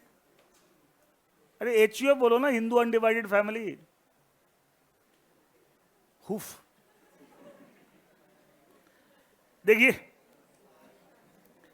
Restriction on the right of members to transfer shares, क्या मतलब है? देखिए इसका, मान लीजिए एक प्राइवेट कंपनी है, ठीक है। अच्छा मान लीजिए इसके बहुत सारे मेंबर है, let's say as one of the member, let's say as one of the member. अच्छा बता दो जो मेंबर है वही शेयर होल्डर है, बता दो जो मेंबर वही शेयर होल्डर है। और ज्यादातर कंपनी लिमिटेड बाय, मान लीजिए private company limited by share है। ए के पास जो शेयर्स हैं वो किसी को बी को बेचना चाह रहा है, तो मान लिया वो बी को बेचना चाह रहा है, तो ए क्या हो गया? ट्रांसफरर, है ना। अच्छा जो बेचने वाला है, हम प्रॉपर्टी जो बेचते हैं कोई भी, तो सेलर को ट्रांसफरर बोल सकता हूं और बायर को ट्रांसफरी, हाँ या ना, एक ही बात है। तो ये जो मेंबर है ये सेलर मान लो या ट्रांसफरर ओआर, और ये क्या है? बायर और ट्रांसफरी। क्लियर है? तो अगर कोई मेंबर है एक प्राइवेट कंपनी का, वो अपने शेयर ट्रांसफर करना चाह रहा है, क्या करना चाह रहा है? ट्रांसफर, किसी और को बेचना चाह रहा है। अच्छा इसका मतलब क्या वो अपने पैसे मिल जाएंगे उसको? अच्छा ए अगर बी को बेचता है तो बी, तो ओनरशिप क्या ट्रांसफर हो जाएगी शेयर की? Who will become the new owner of the share? B, buyer. अच्छा क्या ए को पैसे मिल जाएंगे? पैसे कौन देगा? बी देगा, बी देगा एंड ए फ्री हो गया। कह सकते हैं उसने अपनी इन्वेस्टमेंट को बेच दिया है। अच्छा किसी कंपनी के शेयर्स आपके पास हैं, इसका मतलब क्या है? आपने इन्वेस्टमेंट कर रखी है और जब ट्रांसफर कर देता है आपने अपनी इन्वेस्टमेंट बेच दिया, पैसे मिल गए, है ना। क्लियर है? अब देखिए अगर कोई प्राइवेट कंपनी का मेंबर, जैसे इस एग्जांपल में A is one of the member, अभी फिलहाल कौन मेंबर है? ए, और भी बहुत सारे मेंबर को मैं एक एग्जांपल लेता हूं। अगर ये ट्रांसफर करना चाहे तो ये कर सकता है, लेकिन प्राइवेट कंपनी के आर्टिकल्स में कुछ रिस्ट्रिक्शंस होंगी। अच्छा रिस्ट्रिक्शन, एक बात ध्यान रखना, कई बच्चे कंफ्यूज हो जाते हैं। अच्छा एक बताओ, एक डिफरेंस बताइए, रिस्ट्रिक्शन और प्रोहिबिशन में क्या डिफरेंस होता है? रिस्ट्रिक्शन एंड प्रोहिबिशन, एक वर्ड में लिखता हूं प्रोहिबिशन, तो रेस्ट्रिक्शन और प्रोहिबिशन, रेस्ट्रिक्शन तो लिखा हुआ है, और दोनों में क्या फर्क होता है? रेस्ट्रिक्शन कहां बोलिए? यस, मतलब बेसिकली आप कर सकते हैं but subject to certain condition, और प्रोहिबिशन आप कर ही नहीं सकते, मना है। अच्छा कई जगह देखो लिखा रहेगा, आपने कभी देखा रेस्टोरेंट्स वगैरह में जाते हो तो जहां से खाना वगैरह आता, किचन होता है, देना उसके बाहर लिखा रहेगा, उसके गेट पे लिखा एंट्री रेस्ट्रिक्टेड लिखा होता है। कभी ध्यान दिया हो, देखना, आप ध्यान देना, जो किचन होता है जहां से खाना वगैरह आता है, देखना गेट लगा होगा और वहां लिखा रहेगा एंट्री रेस्ट्रिक्टेड। क्या मतलब हुआ? क्या कोई नहीं जा सकता अंदर, या वही जिनको अलाउड है, जो किचन स्टाफ है, और किसी को अलाउड नहीं है? इसका तो कंप्लीटली मना कर रखा है या ये कंडीशनल है? जो कंडीशन फुलफिल करे वो जा सकता है, सब लोग नहीं जा सकते। क्लियर है? अच्छा अगर कहीं लिखा हो एंट्री प्रोहिबिटेड, अगर कहीं लिखा हुआ है और लिखता है, अच्छा कहीं सोचते हैं ना, कई बार आप दोनों हाईवे पे ट्रेवल करते हैं, कुछ कुछ एरिया को उन्होंने किया हुआ था, लिखा होता है एंट्री साहब डेंजरस एरिया, यहाँ पे गाड़ी एक्सीडेंट हो सकता है, तो वहां लिखा होता है एंट्री प्रोहिबिटेड। इसका मतलब क्या हुआ? क्या वहां किसी को भी जाना अलाउड है? नहीं, किसी को भी। तो कंप्लीटली मना करेगा, कंप्लीटली। अब मुझे बताइए, जो शेयर ट्रांसफर करने वाली जो बात है यहाँ पे, तो क्या उसके ऊपर प्रोहिबिशन है, रेस्ट्रिक्शन है? रेस्ट्रिक्शन। इसका मतलब क्या प्राइवेट कंपनी का मेंबर शेयर ट्रांसफर कर सकता है, नहीं कर सकता है? कर सकता है। बट क्या उसका ये अधिकार, right to transfer the share, absolute है या कंडीशनल है? कंडीशनल है। वो कंडीशन और रेस्ट्रिक्शन कहां लिखी होगी? इन the articles of private company. It mean private company के शेयर क्या ट्रांसफरेबल होते हैं, नहीं होते? होते हैं। लेकिन फर्क क्या है, क्या उस केस में मेंबर का राइट एब्सोल्यूट है, अनकंडीशनल है, या रेस्ट्रिक्टेड है? रेस्ट्रिक्टेड है। कंडीशनल राइट है, subject to certain condition, subject to certain restriction. और रेस्ट्रिक्शन कंडीशन कहां लिखी हुई है? Articles of private company. इसका मतलब क्या हुआ, प्राइवेट कंपनी के शेयर एकदम ट्रांसफरेबल होते हैं। द ओनली थिंग इज, कोई मेंबर बोले कि जैसे चाहे वैसे मैं ट्रांसफर कर लूं, ऐसा पॉसिबल? जैसे मैं एक एग्जांपल देता हूं, किसी प्राइवेट कंपनी के आर्टिकल्स में लिखा हो कि शेयर ट्रांसफर करने पहले आपके शेयर फुल्ली पेडअप होने चाहिए, पार्टली पेडअप आप नहीं। एग्जांपल देना, ये नहीं कि हर प्राइवेट कंपनी में लिखा होता, ऐसा नहीं है। क्या private company to private company उनके आर्टिकल में रेस्ट्रिक्शन वेरी करेगी? ये सुनो, किसी प्राइवेट कंपनी के आर्टिकल में कुछ और रेस्ट्रिक्शन है, किसी में कुछ और रेस्ट्रिक्शन है। ये नहीं कि सब में। मैं एग्जाम्पल दे रहा हूँ कि साहब आप जब भी शेयर ट्रांसफर, पहले शेयर फुल्ली पेडअप होने चाहिए। क्या कंडीशन लगा दी? पार्टली पेडअप शेयर को आप ट्रांसफर नहीं कर सकते। या जब भी आप शेयर ट्रांसफर करेंगे, मैं एग्जाम्पल दे रहा हूँ, बार बोल रहा हूँ, रट मत लेना। सर ने बोला हर प्राइवेट कंपनी के आर्टिकल में ऐसा लिखा होता है, दोनों बातें बहुत फर्क हो जाएगा। अच्छा, मान लिया एक प्राइवेट कंपनी ने आर्टिकल लिखा हुआ है कि साहब कोई भी मेंबर शेयर ट्रांसफर करेगा तो सबसे पहले वो शेयर ऑफर करेगा टू द एग्जिस्टिंग मेंबर, मतलब किसी ऐसे बंदे को जो कंपनी का पहले से मेंबर है, उसी को ऑफर करेगा। और अगर वो कोई नहीं लेता फिर किसी और को देगा। क्या ये भी एक रिस्ट्रिक्शन है? ये भी क्या है? कंडीशन है। हमने कुछ कंडीशन लगा दी है। अच्छा, मान लीजिए इस प्राइवेट कंपनी के टोटल मान लीजिए 5 मेंबर है, टोटल मान लीजिए 5 मेंबर है, A B C D। अच्छा, ए अगर और कंपनी ने आर्टिकल लिखा हुआ है जब भी शेयर ट्रांसफर करने पहले एग्जिस्टिंग मेंबर को ऑफर करो, ठीक है? ट्रांसफर तो आप बेचना चाह रहे हो, तो आप 5 मेंबर, ए मान लीजिए बेचना चाह रहा है, तो सबसे पहले कैसे ऑफर करे? B C D के चारों में से जो लेना चाहे ले लो। लेकिन चारों अगर नहीं लेते हैं तो क्या वो किसी को भी दे सकता है? ये सुनो, अब लेकिन आपने बिन चारों को बिना ऑफर किए डायरेक्टली किसी एक्स को बेच दिए, किसी वाई को बेच दिए, किसी जेड को बेच दिए, क्या आप आर्टिकल्स के अगेंस्ट जा रहे हो? ये सुनो, इसका तक कि आपने कंप्लीटली मना कर रखा है कि शेयर ट्रांसफर नहीं कर सकते? कर सकते हो, कर सकते हो, but subject to certain condition, restriction. ये कंडीशन रेस्ट्रिक्शन कहां लिखी हुई है? In the articles of private company. अच्छा, इसको ऐसे बोल सकते हैं प्राइवेट कंपनी के शेयर ट्रांसफरेबल होते हैं। मेंबर का राइट है कि शेयर ट्रांसफर कर सकता है, तो शेयर ट्रांसफर किस कंपनी को हो रहे हैं? प्राइवेट कंपनी के। तो ऐसा कहते हैं shares are transferable, shares are transfer. And actually company के पास, अच्छा, ये कंपनी के शेयर जिसको इश्यू रखे वो क्या है? मेंबर, वो शेयर ट्रांसफर करेगा। एक ऐसे बोले shares of the company are transferable, और ये बोलो member has a right to transfer, एक ही बात है। ये सुनो, member has a right to अब ये पब्लिक कंपनी, पब्लिक कंपनी क्या डेफिनेशन थी? Which is not a private company. तो क्या पब्लिक कंपनी के आर्टिकल में ऐसा होगा? क्या पब्लिक कंपनी में ये रिस्ट्रिक्शन होगी? नहीं। तो इसका मतलब क्या हुआ? क्या पब्लिक कंपनी के मेंबर के ऊपर कोई भी तरह की रिस्ट्रिक्शन है regarding the transfer of share? नहीं। तो फर्क क्या हुआ? क्या पब्लिक कंपनी के मेंबर का राइट टू ट्रांसफर एब्सोल्यूट है, अनकंडीशनल है, without any restriction, without any condition? कोई रिस्ट्रिक्शन नहीं, कोई कंडीशन नहीं। अच्छा, वहां ऐसा लिख सकते हैं पब्लिक कंपनी के आर्टिकल में जब भी शेयर बेचने पहले एग्जिस्टिंग मेंबर को ऑफर करो, लिख सकते हैं? नहीं। आपके शेयर फुल्ली पेड अप लिख सकते हैं? नहीं, क्योंकि वहां पे मेंबर का right to transfer the share क्या है? एब्सोल्यूट है, without any restriction, without any condition. अब देखो सारी बात को मिला के देखिए आप, क्या प्राइवेट कंपनी के शेयर ट्रांसफरेबल है? हाँ या ना? क्या पब्लिक कंपनी के शेयर ट्रांसफरेबल है? यस। अच्छा, दोनों में फिर फर्क क्या है?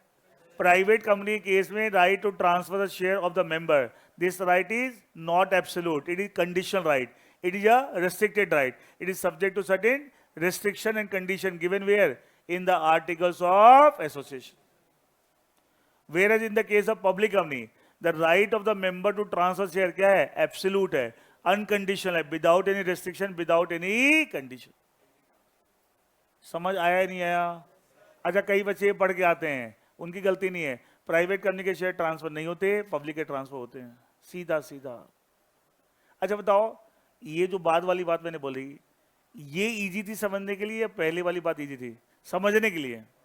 बाद वाली। लेकिन क्या सही है गलत है? गलत है।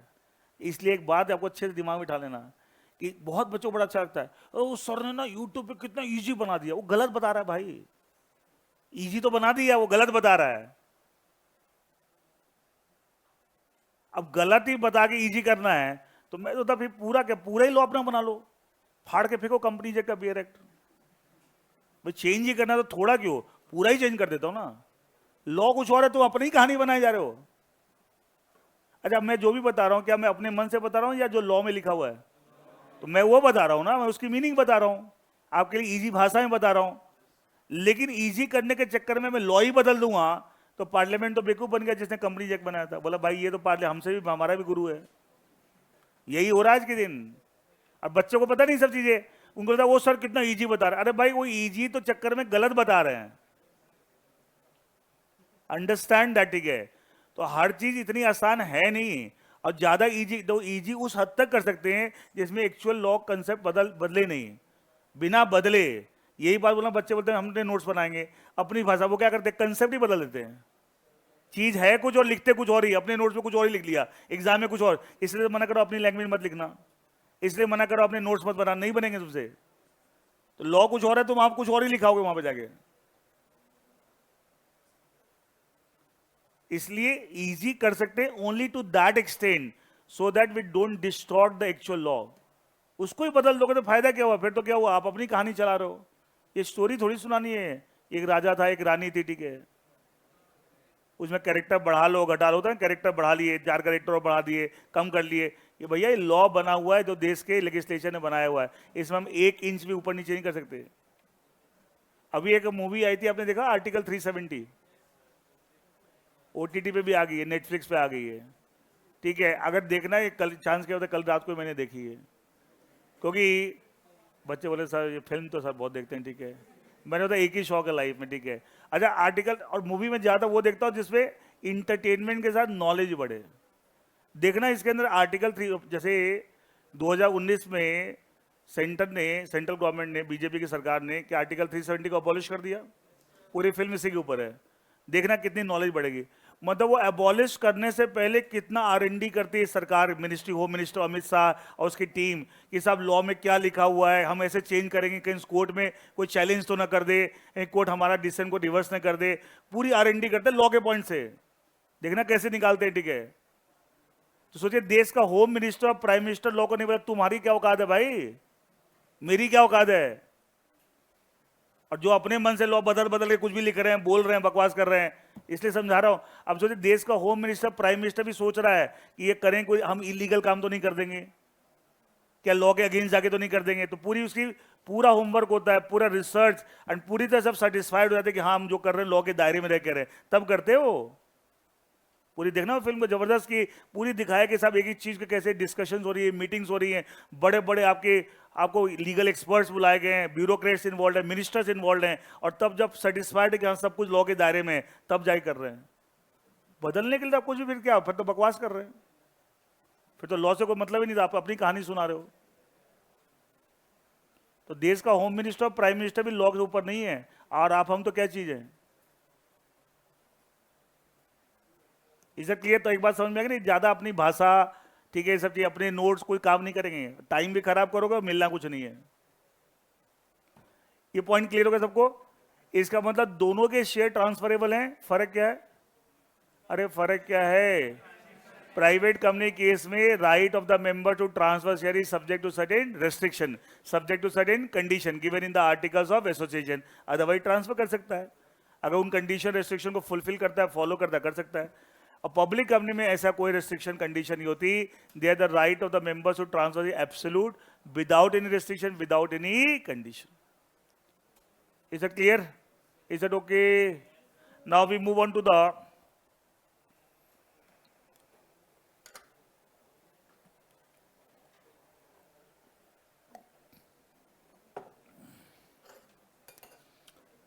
दूसरी बात। देखिए,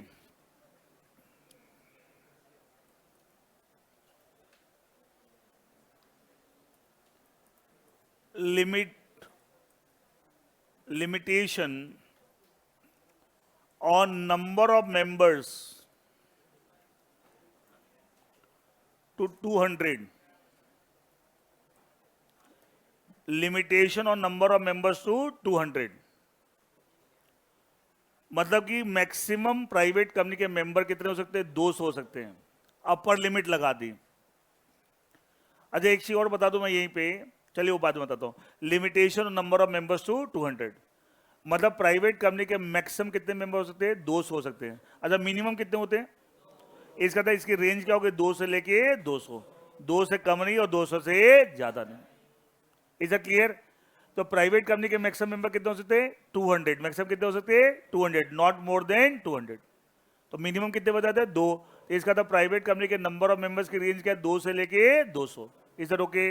इज इट क्लियर ना? अब देखिए आप, अच्छा मेंबर्स जो होते हैं, मेंबर्स और डिवेंचर होल्डर में फर्क होता है।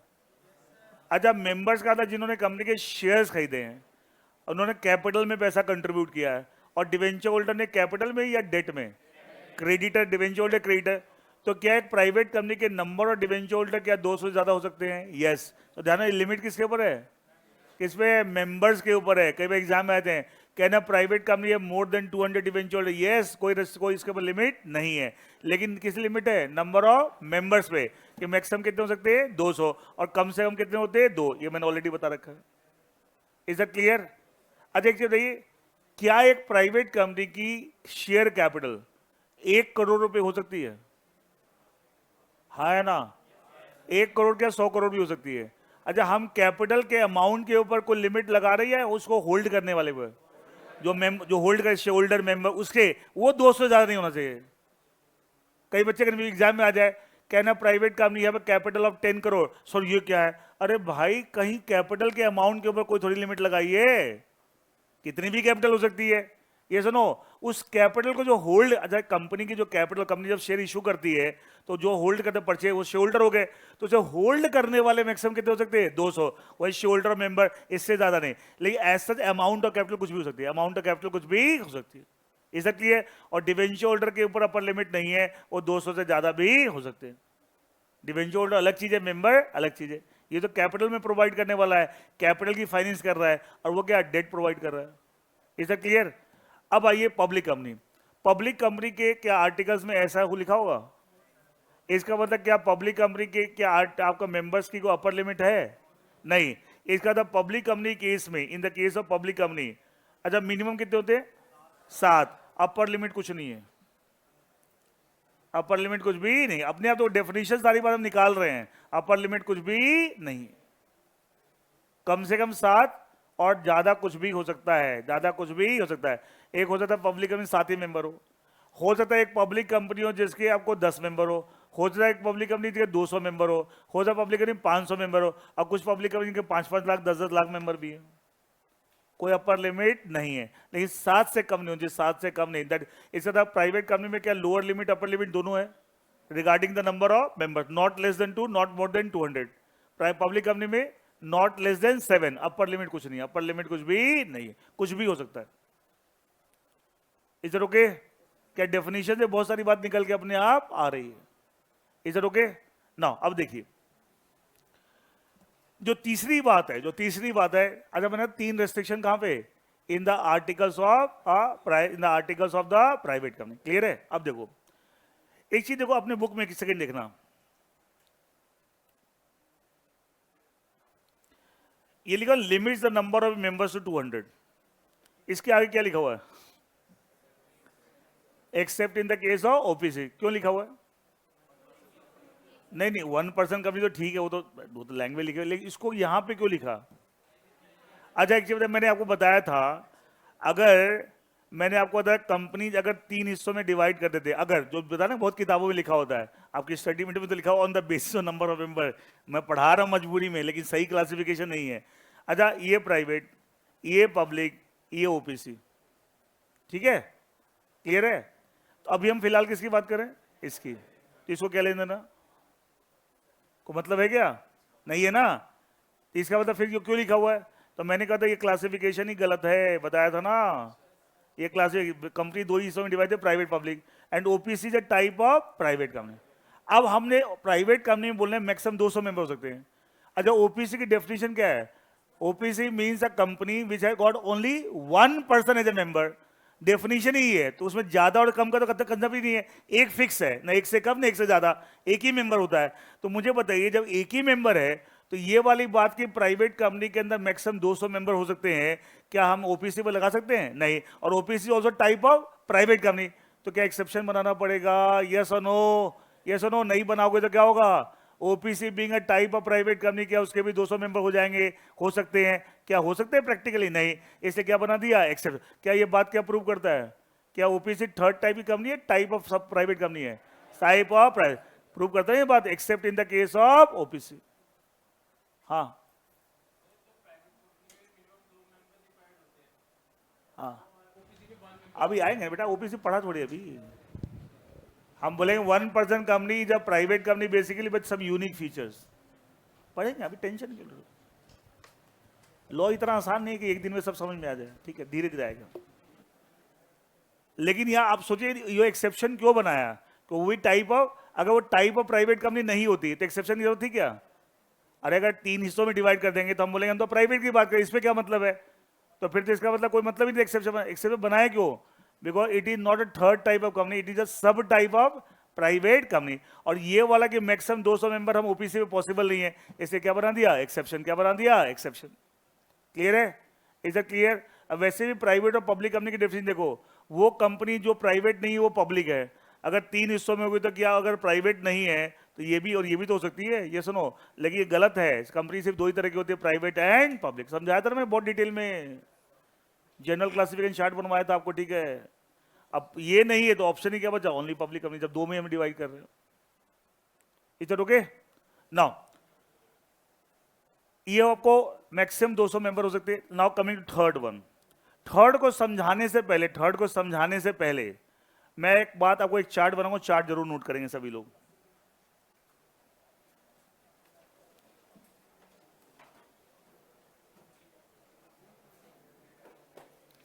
अभी ज्यादा ओपीसी बस सोचिए मत, पढ़ाऊंगा तो सब बता दूंगा आपको, ठीक है।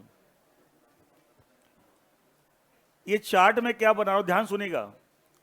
एक कंपनी जब शेयर्स या अच्छा, शेयर्स और सिक्योरिटीज में क्या फर्क होता है? Securities a wider term than share. Security में शेयर, डिवेंचर, बॉन्ड सब कवर होते हैं। तो इसका कौन सा वाइडर कंसेप्ट है? सिक्योरिटी।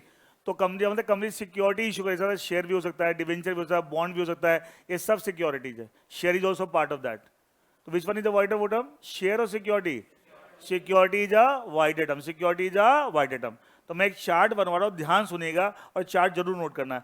मैं इस चार्ट में क्या बताने जा रहा हूं, एक कंपनी कैसे कैसे security issue, what are the methods of issue of secure. अच्छा, इशू को अलॉटमेंट भी बोल सकते हैं। कंपनी इशू को अलॉट कर रही है सिक्योरिटी बाय अ कंपनी, तो उसका चार्ट बनवाने कैसे कैसे इशू कर सकते हैं। देखिए, मेथड्स ऑफ इशू और अलॉटमेंट एक ही बात है, ऑफ व्हाट, सिक्योरिटीज। सिक्योरिटी में बताया था शेयर, डिवेंचर, बॉन्ड सब bye a company.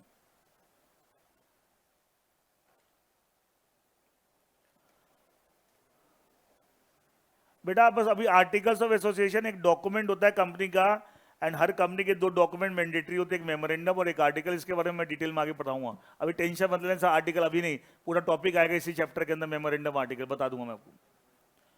Methods of issue और allotment of security by a company. ये मेथड्स आपके 2 होते हैं। पहला मेथड,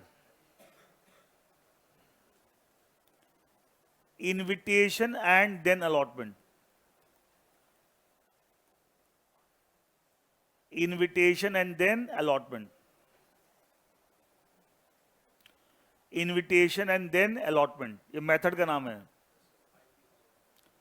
ब्रैकेट में लिखिए पब्लिक इशू, आईपीओ नहीं बेटा, पब्लिक इशू। आईपीओ जो टाइप ऑफ पब्लिक इशू, बाद में बात करते हैं। आईपीओ फाईपीओ बहुत आगे की बात है। फिर मतलब बहुत सारे टर्म सुन लिए हैं, ठीक है, बट उसका मतलब क्या होता है वो बहुत कुछ समझना है, ठीक है। इनविटेशन अलॉटमेंट ये एक्चुअली पब्लिक इशू है, सुना तो होगा कंपनी पब्लिक इशू लाती है।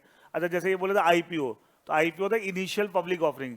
जब कंपनी अपनी लाइफ में पहली बार पब्लिक इशू लाती है उसको आईपीओ बोलते हैं।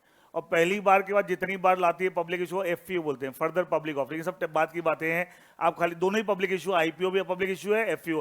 पहली बार वाले को आईपीओ बोलते थे, बाद वाले को एफपीओ, ठीक है, पब्लिक इशू।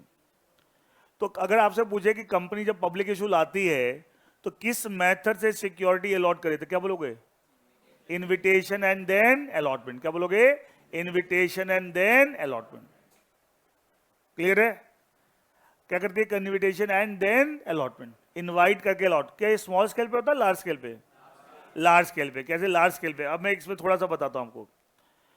अच्छा, एक कंसेप्ट होता है ऑफर। जैसे मैंने आपको एक ऑफर दिया, तो इस बात में मैंने आपको प्रपोजल दिया। ऑफर बोलिए, प्रपोजल बोलिए की बात है। और आपकी मर्जी है उसे ऑफर को एक्सेप्ट करें या ना करें। ये सुनो, अगर आप एक्सेप्ट करोगे तो क्या हम दोनों के बीच में एक बाइंडिंग कॉन्ट्रैक्ट हो जाएगा? ये सुनो, जैसे ए बी को एक ऑफर देता है कि मैं अपनी कार आपको 5 लाख रुपए में बेचने तैयार हूं, अब बी उसे अगर एक्सेप्ट कर लेता कि मैं खरीदने तैयार हूं, क्या कॉन्ट्रैक्ट हो गया? हाँ या ना? अच्छा, इसका था ए ने बी को क्या दिया था? प्रपोजल। क्या दिया था? प्रपोजल। क्लियर है? ऑफर प्रपोजल एक ही बात है। अच्छा, एक होता ऑफर, ध्यान सुनिएगा, एक होता है इनविटेशन ऑफर। मतलब क्या हुआ? एक होता है ऑफर और एक होता है इनविटेशन ऑफर। अच्छा, इनविटेशन ऑफर जब कोई इशू करता है तो वो ऑफर नहीं दे रहा, वो सामने वाले को इनवाइट करे कि तुम मुझे ऑफर दो। क्या कर रहा है? वो सामने वाले को इनवाइट कर रहा है, किस बात के लिए? तुम मुझे ऑफर दो। इसका तक क्या वो ऑफरर है? अच्छा, मान ली ए ने बी को इनविटेशन ऑफर दिया। अच्छा, पहले लिए ए ने बी को ऑफर दिया, तो who is offeror? A. Who is offeree? B is offeree. Clear है? ए ने बी को ऑफर दिया तो A is the offeror, B is the offeree. Clear है? ए ने बी को इनविटेशन टू ऑफर दिया, तो क्या ए बी को ऑफर दे रहा है या बी क्या कर? ए क्या कर रहा है? इनवाइट कर रहा है बी को, किस बात के लिए? कि आप मुझे ऑफर दो, आप मुझे ऑफर दो। अच्छा, बी को अगर ए का इनविटेशन पसंद आया तो क्या वो रिस्पॉन्ड करेगा? अच्छा, नहीं पसंद आया तो नहीं करेगा। अगर पसंद आया इनविटेशन तो रिस्पॉन्ड करेगा। रिस्पॉन्ड करने का मतलब वो ऑफर देगा। अच्छा, अब ऑफर किसने दिया? बी ने। अच्छा, इसका बी क्या हो गया? ऑफर। अब ए के ऊपर वो ऑफर एक्सेप्ट करे या ना करे, तो ए क्या हो गया? तो उल्टा हो गया। ये सुनो, जब ए ने ऑफर दिया तो A was offerer, B was the offeree. और ए ने जब इनविटेशन ऑफर दिया तो क्या होगा? B has become the offerer and A has become the offeree. समझ आया नहीं आया? इसका तो इनविटेशन टू ऑफर में हम ऑफर नहीं देते, हम सामने वाले को इनवाइट करते। किस बात के लिए? कि आप मुझे ऑफर दो। क्लियर है? अच्छा, इस मेथड का नाम क्या है? ये सब इंडियन कॉन्टेक्ट में पढ़ाऊंगा, ऑफर, इनविटेशन, ऑफर सब आएगा वहां पे, ठीक है? उसका यहाँ एप्लीकेशन है invitation and then allotment. Company कौन सा मेथड यूज करिए? Invitation and then allotment. पहले इस मेथड में कंपनी क्या करती है, इस मेथड में कंपनी क्या करती है, सब नोट कर लेना ये पूरा जो मैं लिख रहा हूं, ठीक है? कंपनी की तरफ से पहले एक डॉक्यूमेंट इशू होगा, प्रोस्पेक्टस। क्या इशू होगा? प्रोस्पेक्टस। कंपनी की तरफ से पहले एक डॉक्यूमेंट इशू होगा फॉर प्रोस्पेक्टस।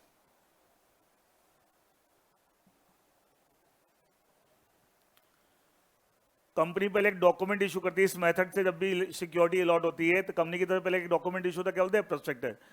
इस प्रोस्पेक्टस का जो नेचर है ये इनविटेशन टू ऑफर है। क्या है? इनविटेशन। अभी जो मैंने बताया इनविटेशन टू ऑफर। इस कंपनी जब प्रोस्पेक्टस इशू करती है तो क्या कंपनी ऑफर दे रही है या पब्लिक को इनवाइट कर रही है? इनवाइट। किस बात के लिए? आप हमें ऑफर दें। किस बात के लिए? हमारी सिक्योरिटी परचेज करने के लिए। इस कंपनी जब प्रोस्पेक्टस इशू करती है तो क्या कंपनी ऑफर दे रही है? Invitation offer. Invitation offer. किस बात का इनविटेशन ऑफर? कि आप हमें ऑफर दें। पब्लिक को बोल रही है, किस बात के लिए? हमारी सिक्योरिटी परचेज करने के लिए। क्लियर है?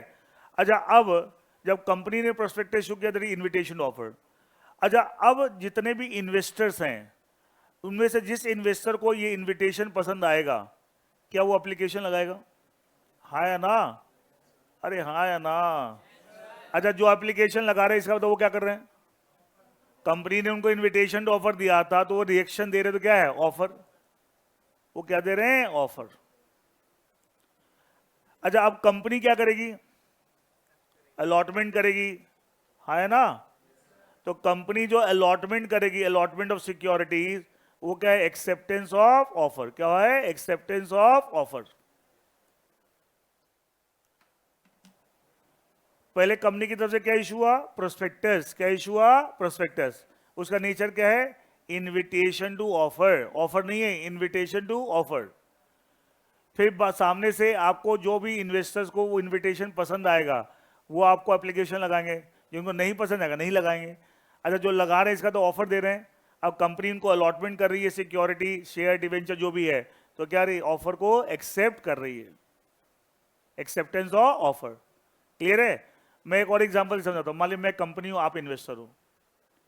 मेरी तरफ से प्रोस्पेक्टस इशू हुआ तो मैंने क्या दिया? फिर ऑफर। अरे मेरी तरफ से प्रोस्पेक्टस इशू हुआ तो मैंने क्या दिया? इनविटेशन, ऑफर नहीं। इन्विटेशन टू ऑफर मतलब मैं आपको ऑफर नहीं दे रहा, मैं आपको इनवाइट कर रहा हूं कि आप मुझे ऑफर दें। किस बात के लिए? मेरी सिक्योरिटी परचेज करने के लिए। अच्छा, आप में से जिसको भी इनविटेशन पसंद आएगा, जिसको नहीं पसंद आएगा कुछ नहीं करेगा, जिसको पसंद आएगा क्या वो एप्लीकेशन लगाएगा। इसका एप्लीकेशन लगा रहा है, वो क्या दे रहा है? ऑफर। वो क्या दे रहा है? आप ऑफर हो गए। क्या हो गए? ए ने बी को इन्विटेशन ऑफर दिया, ए की जगह कंपनी हो गई, बी की जगह आप हो गए, है ना। अब आप क्या हो गए? ऑफरर। अब मैं जो कंपनी क्या करूंगा, जिन्होंने एप्लीकेशन लगाई उनको क्या करूंगा? अलॉटमेंट करूंगा, सिक्योर इशू करूंगा, एक ही बात है। इसका मैं क्या करूँ? ऑफर को एक्सेप्ट। तो मेरी तरफ से इन्विटेशन ऑफर किया तो मैं कंपनी, आप इन्वेस्टर। आपने रिएक्शन में एप्लीकेशन लगाई, आप क्या बन गए? ऑफरर। मैं क्या बन गया? ऑफरी। अच्छा, मैंने ऑफर को एक्सेप्ट किया, अलॉटमेंट की। अच्छा देखिए, मेथड का नाम क्या है? इन्विटेशन कम। अच्छा, आपने क्या method of issue security by company. तो कंपनी का रोल इन 3 स्टेप में कहां कहां है? कंपनी का रोल कहां कहां है? First and last. बीच में तो इन्वेस्टर अप्लाई कर रहा है। तो कंपनी ने शुरू में क्या किया है? इन्विटेशन। लास्ट में क्या किया है? अलॉटमेंट। मेथड का नाम क्या है? Invitation and then allotment. Initially company ने इन्विटेशन ऑफर दिया था और लास्ट में क्या किया? अलॉटमेंट। तो मेथड का नाम क्या है? Invitation and then allotment.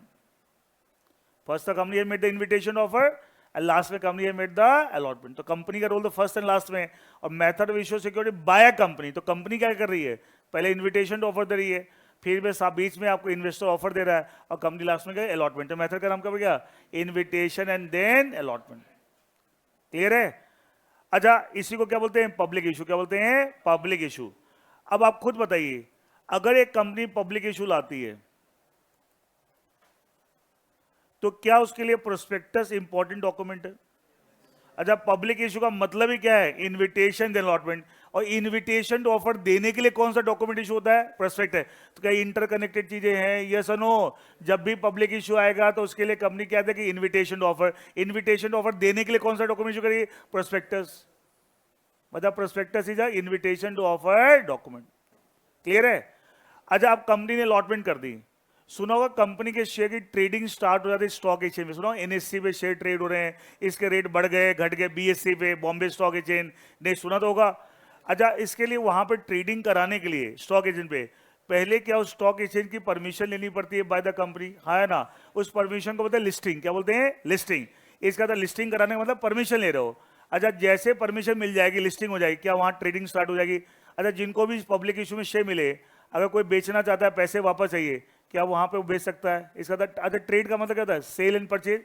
कोई सेल कर रहा हो, कोई खरीदा है। अच्छा, डायरेक्टली ट्रेडिंग स्टार्ट हो जाए, पहले लिस्टिंग करनी पड़ेगी। लिस्टिंग है जब permission of the stock exchange. बिना परमिशन लिए कैसे ट्रेडिंग स्टार्ट हो जाएगी? Stock exchange. तीसरा था, अगला स्टेप क्या होता है? लिस्टिंग। और लॉ में मैंडेटरी है listing on the stock exchange. Listing on the stock exchange. अच्छा, लॉ में मैंडेटरी अगर पब्लिक इशू आप ला रहे हो, इनवाइट करके अलॉटमेंट करो, लिस्टिंग कराना ही कराना है। अब कंपनी की चॉइस नहीं है, company has to go for listing. अच्छा, company has to go for listing. अच्छा, लिस्टिंग किस पे? स्टॉक एक्सचेंज पे।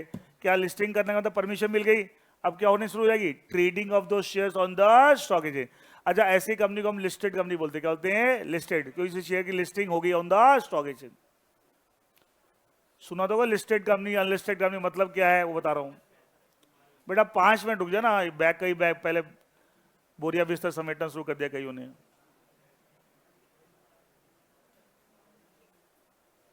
Is that clear? कई को ने कोई मतलब नहीं, कितनी अच्छी बात हो रही है। बस मेरा तो 12 बजा, ठीक है, मैं तो चला। अब बता ना, कई बच्चे मेरे को एक सिग्नल देते रहते हैं, सब चल लो, आपका टाइम पूरा। कोई कंसेप्ट पढ़ रहे हैं, बीच में नहीं रुक सकते। Is that clear? 5 मिनट में कुछ नहीं होता, ठीक है। Is is clear to everyone? कोई पॉइंट, कोई कंफ्यूजन? अच्छा, पब्लिक इशू लाएंगे तो लिस्टिंग कराना मैंडेटरी लॉ में, ऑप्शन नहीं है, कराना ही कराना है, ठीक है। अब शेयर क्या हो जाएंगे? ट्रेडिंग स्टार्ट हो जाएगी, तो कंपनी क्या कहलाएगी? Listed company. क्या कहलाएगी? लिस्ट। अब देखिए, इस साथ एक कंपनी को अगर पब्लिक इशू लाना है तो कौन से मेथड से अलॉटमेंट करती है? इन्विटेशन। और इन्विटेशन करने के लिए क्या? Public prospectus. और उसका लिस्टिंग कराना तो कंपनी क्या बन जाएगी? Listed company. क्या बन जाएगी? Listed company. ये पहला मेथड है। ये क्या है? पहला मेथड। दूसरा, अच्छा मैंने ऊपर क्या लिखा है? Methods of issue of security by company. पहला मेथड क्या है? इन्विटेशन एंड देन अलॉटमेंट, ये मैंने बता दिया।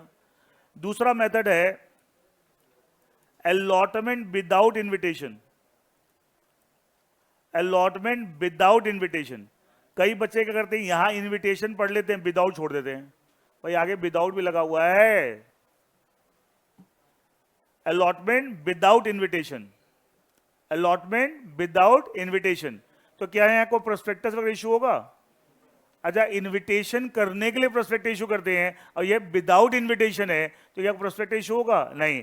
तो ये पब्लिक इशू नहीं है। पब्लिक इशू कब होता है? इनवाइट करके अलॉट करना। अच्छा, वो लार्ज स्केल पे है, ये स्मॉल स्केल पे, ये छोटे लेवल पे, वो क्या है? लार्ज स्केल पे। उसको क्या बोलते हैं? Public issue. इसको बोलते हैं प्राइवेट प्लेसमेंट। क्या बोलते हैं? Private placement. तो अगर आपसे कोई बोले प्राइवेट प्लेसमेंट मेथड में कैसे सिक्योरिटी अलॉट होती है, क्या आंसर होगा? Allotment without invitation. Public issue में कैसे होती है? Invitation and then allotment. तो यहां कोई प्रोस्पेक्टस होगा? अरे पूछो, प्रोस्पेक्टस होगा क्या? नहीं। तो क्या यहां कोई लिस्टिंग होगी? नहीं। ये सब कंसेप्ट किसके साथ जुड़े हुए हैं? पब्लिक इशू के साथ। किसके साथ जुड़े हुए हैं? Public issue. तो ना कोई प्रोस्पेक्टस, ना कोई लिस्टिंग फिस्टिंग, कुछ नहीं। वो सब कंसेप्ट किसके साथ जुड़े हुए हैं? पब्लिक इशू के साथ। Public issue means invitation then allotment. Invite करने के लिए प्रोस्पेक्ट है, और लॉ बोलता है फिर इस इन्वेस्टर को लिक्विडिटी कैसे मिले, को बेचना चाहे तो उसके लिए क्या कराओ? लिस्टिंग, और उसे ट्रेडिंग स्टार्ट हो जाएगा ऑन द स्टॉक एक्सचेंज। यहां तक क्लियर है? क्लियर है? तो पहला मेथड क्या है? इनवाइट करके अलॉट करना, that is public issue. Public issue लाओगे तो पहले प्रोस्पेक्टस के थ्रू इन्विटेशन टू ऑफर, और लास्ट में इसकी listing, company becomes listed company, trading start हो जाएगी। और allotment without invitation, that is private placement. कुछ नहीं है। अच्छा, ये लार्ज स्केल पे या 1 to 1, जैसे कंपनी ने 2-4 लोगों को शेयर अलॉट कर दिए, अलॉटमेंट बात की कि हम आपको शेयर, या उसने कंपनी को अप्रोच किया, अलॉट कर दिया, क्या ये प्राइवेट अरेंजमेंट है या ओपन फॉर एवरीवन? इसे नाम क्या पड़ गया? Private placement. Placing the share in private arrangement. को हम लार्ज स्केल पे कुछ नहीं करके सबको बोला कि कोई भी आके ले लो हमारे शेयर। पब्लिक इशू में क्या प्रोस्पेक्टस जो कंपनी सबको इन्विटेशन ऑफर दे रही है, कोई भी चाहे तो अप्लाई कर सकता है। Is that clear? अब प्राइवेट कंपनी की डेफिनेशन एक बार देखिए। थर्ड क्या था? प्रोहिबिशन कब and any invitation to the public, किस बात के लिए? टू सब्सक्राइब में purchase for any security company. Private company के आर्टिकल में ये लिखा होगा, क्या लिखा होगा? क्या लिखा होगा? प्रोहिबिशन है। किस बात पे प्रोहिबिशन है? एक कंपनी इनवाइट नहीं कर सकती। किसको इनवाइट नहीं करती? पब्लिक को। किस बात के लिए? To subscribe it security. Subscribe it security, ये अलाउड नहीं है। अच्छा, यहाँ रिस्ट्रिक्शन वर्ड है प्रोहिबिशन। प्रोहिबिशन है मतलब आप इनवाइट पब्लिक को नहीं कर सकते। किस बात के लिए? कि हमारी सिक्योरिटी आप परचेज करो। आप इस तरह का इन्विटेशन ऑफर पब्लिक को नहीं दे सकते। अच्छा, यहाँ रिस्ट्रिक्शन है प्रोहिबिशन है? प्रोहिबिशन है। अब मुझे आप बताइए, जो मैंने डिस्कशन किया, खुद बताओ, क्या प्राइवेट कंपनी का वो पहला मेथड अलाउड है? क्या इनवाइट करके अलॉटमेंट करना मेथड? ये तो मैंने ओवरऑल बताया ना, कंपनी कैसे कैसे करती है। मैंने कोई प्राइवेट कंपनी की बात नहीं की थी, हम जनरल बात की थी। Method issue security by company, इसका मतलब क्या पहला मेथड प्राइवेट कंपनी पॉसिबल है? नहीं है साहब। और मना प्रोहिबिशन है, तो प्राइवेट कंपनी सिर्फ कौन सा ऑप्शन है? Second, that is private placement allotment without invitation. वैसे भी बताओ, तुम पब्लिक इशू क्या लाओगे? तुम्हारे 200 से ज्यादा मेंबर नहीं हो सकते। पब्लिक इशू तो लाखों लोग मेंबर बन जाते हैं, हाँ या ना? तो सोच के इधर रिलेट करके भी देखिए कैसे पॉसिबल है। तो ये वन प्राइवेट अरेंजमेंट, 2, 4, 5, 7, 10, 20 लोगों को शेयर, कंपनी ने उनको अप्रोच किया, उन्होंने अप्रोच किया, समथिंग लाइक दैट। क्या एक प्राइवेट तरीके से चीजें चल रही है, इसे नाम क्या पड़ गया? Private placement. तो क्या प्राइवेट कंपनी प्रोस्पेक्टस इशू कर सकती है? क्या प्राइवेट कंपनी लिस्टेड होती है? नहीं। तो प्राइवेट कंपनी जो भी वो क्या है? अनलिस्टेड। वो क्या है? अनलिस्टेड। तो प्राइवेट कंपनी सिर्फ एक ही मेथड से सिक्योरिटी इशू करते थे। कौन से मेथड से? Private placement, that is allotment without invitation. ठीक है, इसका मतलब कोई प्रोस्पेक्टस नहीं, कोई पब्लिक इशू नहीं, कोई लिस्टिंग नहीं। Private company always unlisted, always unlisted. Clear है? क्लियर है? अच्छा, पब्लिक कंपनी के आर्टिकल में ऐसी प्रोहिबिशन, बेटा 2 मिनट पेशेंस रख लो। पब्लिक कंपनी के आर्टिकल में कैसी प्रोहिबिशन होगी? अरे पब्लिक कंपनी का मतलब company which is not a private company होगी। तो क्या पब्लिक कंपनी क्या पहले मेथड से सिक्योरिटी अलॉट कर सकती है? क्या वो दूसरे मेथड से भी कर सकती है? वो कोई प्रोहिबिशन नहीं है, तो कोई भी मेथड की, दोनों मेथड लॉ में अलाउड है। इसका क्या है, पब्लिक कंपनी ये मेथड से भी कर सकती है, इनवाइट करके allotment, that is public issue. और क्या अलॉटमेंट विदाउट इन्विटेशन, क्या दोनों मेथड में कोई मेथड से कर सकती है? यस और नो? अब प्राइवेट करने का सिर्फ कौन सा ऑप्शन है? Second, allotment without invitation. Relate कीजिए ना सारे कंसेप्ट से, ठीक है? अब बताइए, एक पब्लिक कंपनी मान लिया, उससे बने हुए 5, 6, 10 साल हो गए, और 10 साल में उसने जितनी बार भी अलॉटमेंट की है, हर बार इस मेथड से की है, अलॉटमेंट विदाउट इन्विटेशन। तो क्या टिल डेट उस पब्लिक कंपनी में पब्लिक इशू लाया है? अरे टिल डेट उस पब्लिक कंपनी ने क्या पब्लिक इशू लाया है? नहीं। तो क्या अभी तक वो लिस्टेड है अनलिस्टेड है? लिस्टेड की कंसेप्ट किसके साथ है? पब्लिक इशू जो जुड़ा हुआ है। कभी उसने प्रोस्पेक्टस इशू किया? नहीं। क्या वो लिस्टेड हुई? नहीं। तो क्या पब्लिक कंपनी अनलिस्टेड भी हो सकती है? यस और नो। और अगर एक पब्लिक कंपनी ने अपने लाइफ में एक बार भी पब्लिक इशू ले आया, क्या एक बार भी, कौन सा मेथड? इनवाइट करके अलॉटमेंट, प्रोस्पेक्टस इशू करके इन्विटेशन दिया, एंड क्या उसके शेयर की लिस्टिंग हो जाएगी? तो वो कंपनी क्या बन जाएगी? Listed public company. क्या बन जाएगी? इसलिए हम बोलते हैं प्राइवेट कंपनी तो हमेशा अनलिस्टेड होती है, पब्लिक लिस्टेड भी हो सकती है। डिपेंड करता है कि उसने अपनी लाइफ में कभी पब्लिक इशू मेथड से सिक्योरिटी अलॉट की है या नहीं।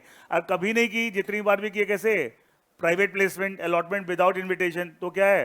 Unlisted public company. क्लियर है? तो क्या पब्लिक कंपनी में बताना पड़ता है लिस्टेड है या अनलिस्टेड है? क्या प्राइवेट बताने की जरूरत है? इंप्लाइड है all private companies are unlisted. समझ आया या नहीं आया? ठीक है। अब देखिए एक प्राइवेट कंपनी की डेफिनेशन क्या? बेटा एक चीज बताओ, पहले एक सवा घंटा तो खाली क्वेश्चन ही समझा रहे थे, पढ़ना तो हमने 11:15 शुरू किया था, 11:20 पे। ठीक है, 2 मिनट बेटा। देखिए प्राइवेट कंपनी क्या, कौन सी कंपनी? जिसके आर्टिकल में सेक्शन 2 क्लॉज 68। ठीक है। अच्छा, पहला क्या था? रेस्ट्रिक्शन ऑन द राइट, मतलब मेंबर्स का राइट टू ट्रांसफर है subject to certain restriction, subject to certain condition. Public company वो जो प्राइवेट नहीं है, उसके आर्टिकल में ऐसा कुछ नहीं होगा। क्या वहां मेंबर्स का right to transfer share? Absolute, without any restriction, without any condition. Private company के maximum member 200, limit on the number of members to 200। Clear? ठीक है, 2 से लेके 200। पब्लिक कंपनी में कोई अपर लिमिट नहीं होती, मिनिमम 7, अपर लिमिट कोई भी नहीं है, क्योंकि पब्लिक कंपनी के आर्टिकल में ऐसा कोई लिमिट नहीं होगा। तीसरा, प्राइवेट कंपनी सिर्फ अलॉटमेंट विदाउट इन्विटेशन। आप पब्लिक इशू लाने के लिए प्रोहिबिशन है, जिसका इनवाइट करके अलॉटमेंट, आप इन्विटेशन दे ही नहीं सकते पब्लिक को for subscription of your security. तो इसका ऑप्शन कौन सा बचा? Only allotment without invitation. Public company के बाद दोनों ऑप्शन है। और पब्लिक कंपनी अगर कभी एक बार भी पब्लिक इशू लिया है तो क्या कराएगी? लिस्टिंग। वो क्या बन जाएगी? Listed public company. और लाइफ में कभी नहीं लाया, जितनी बार भी किया अलॉटमेंट विदाउट इन्विटेशन, तो क्या है? Unlisted public company.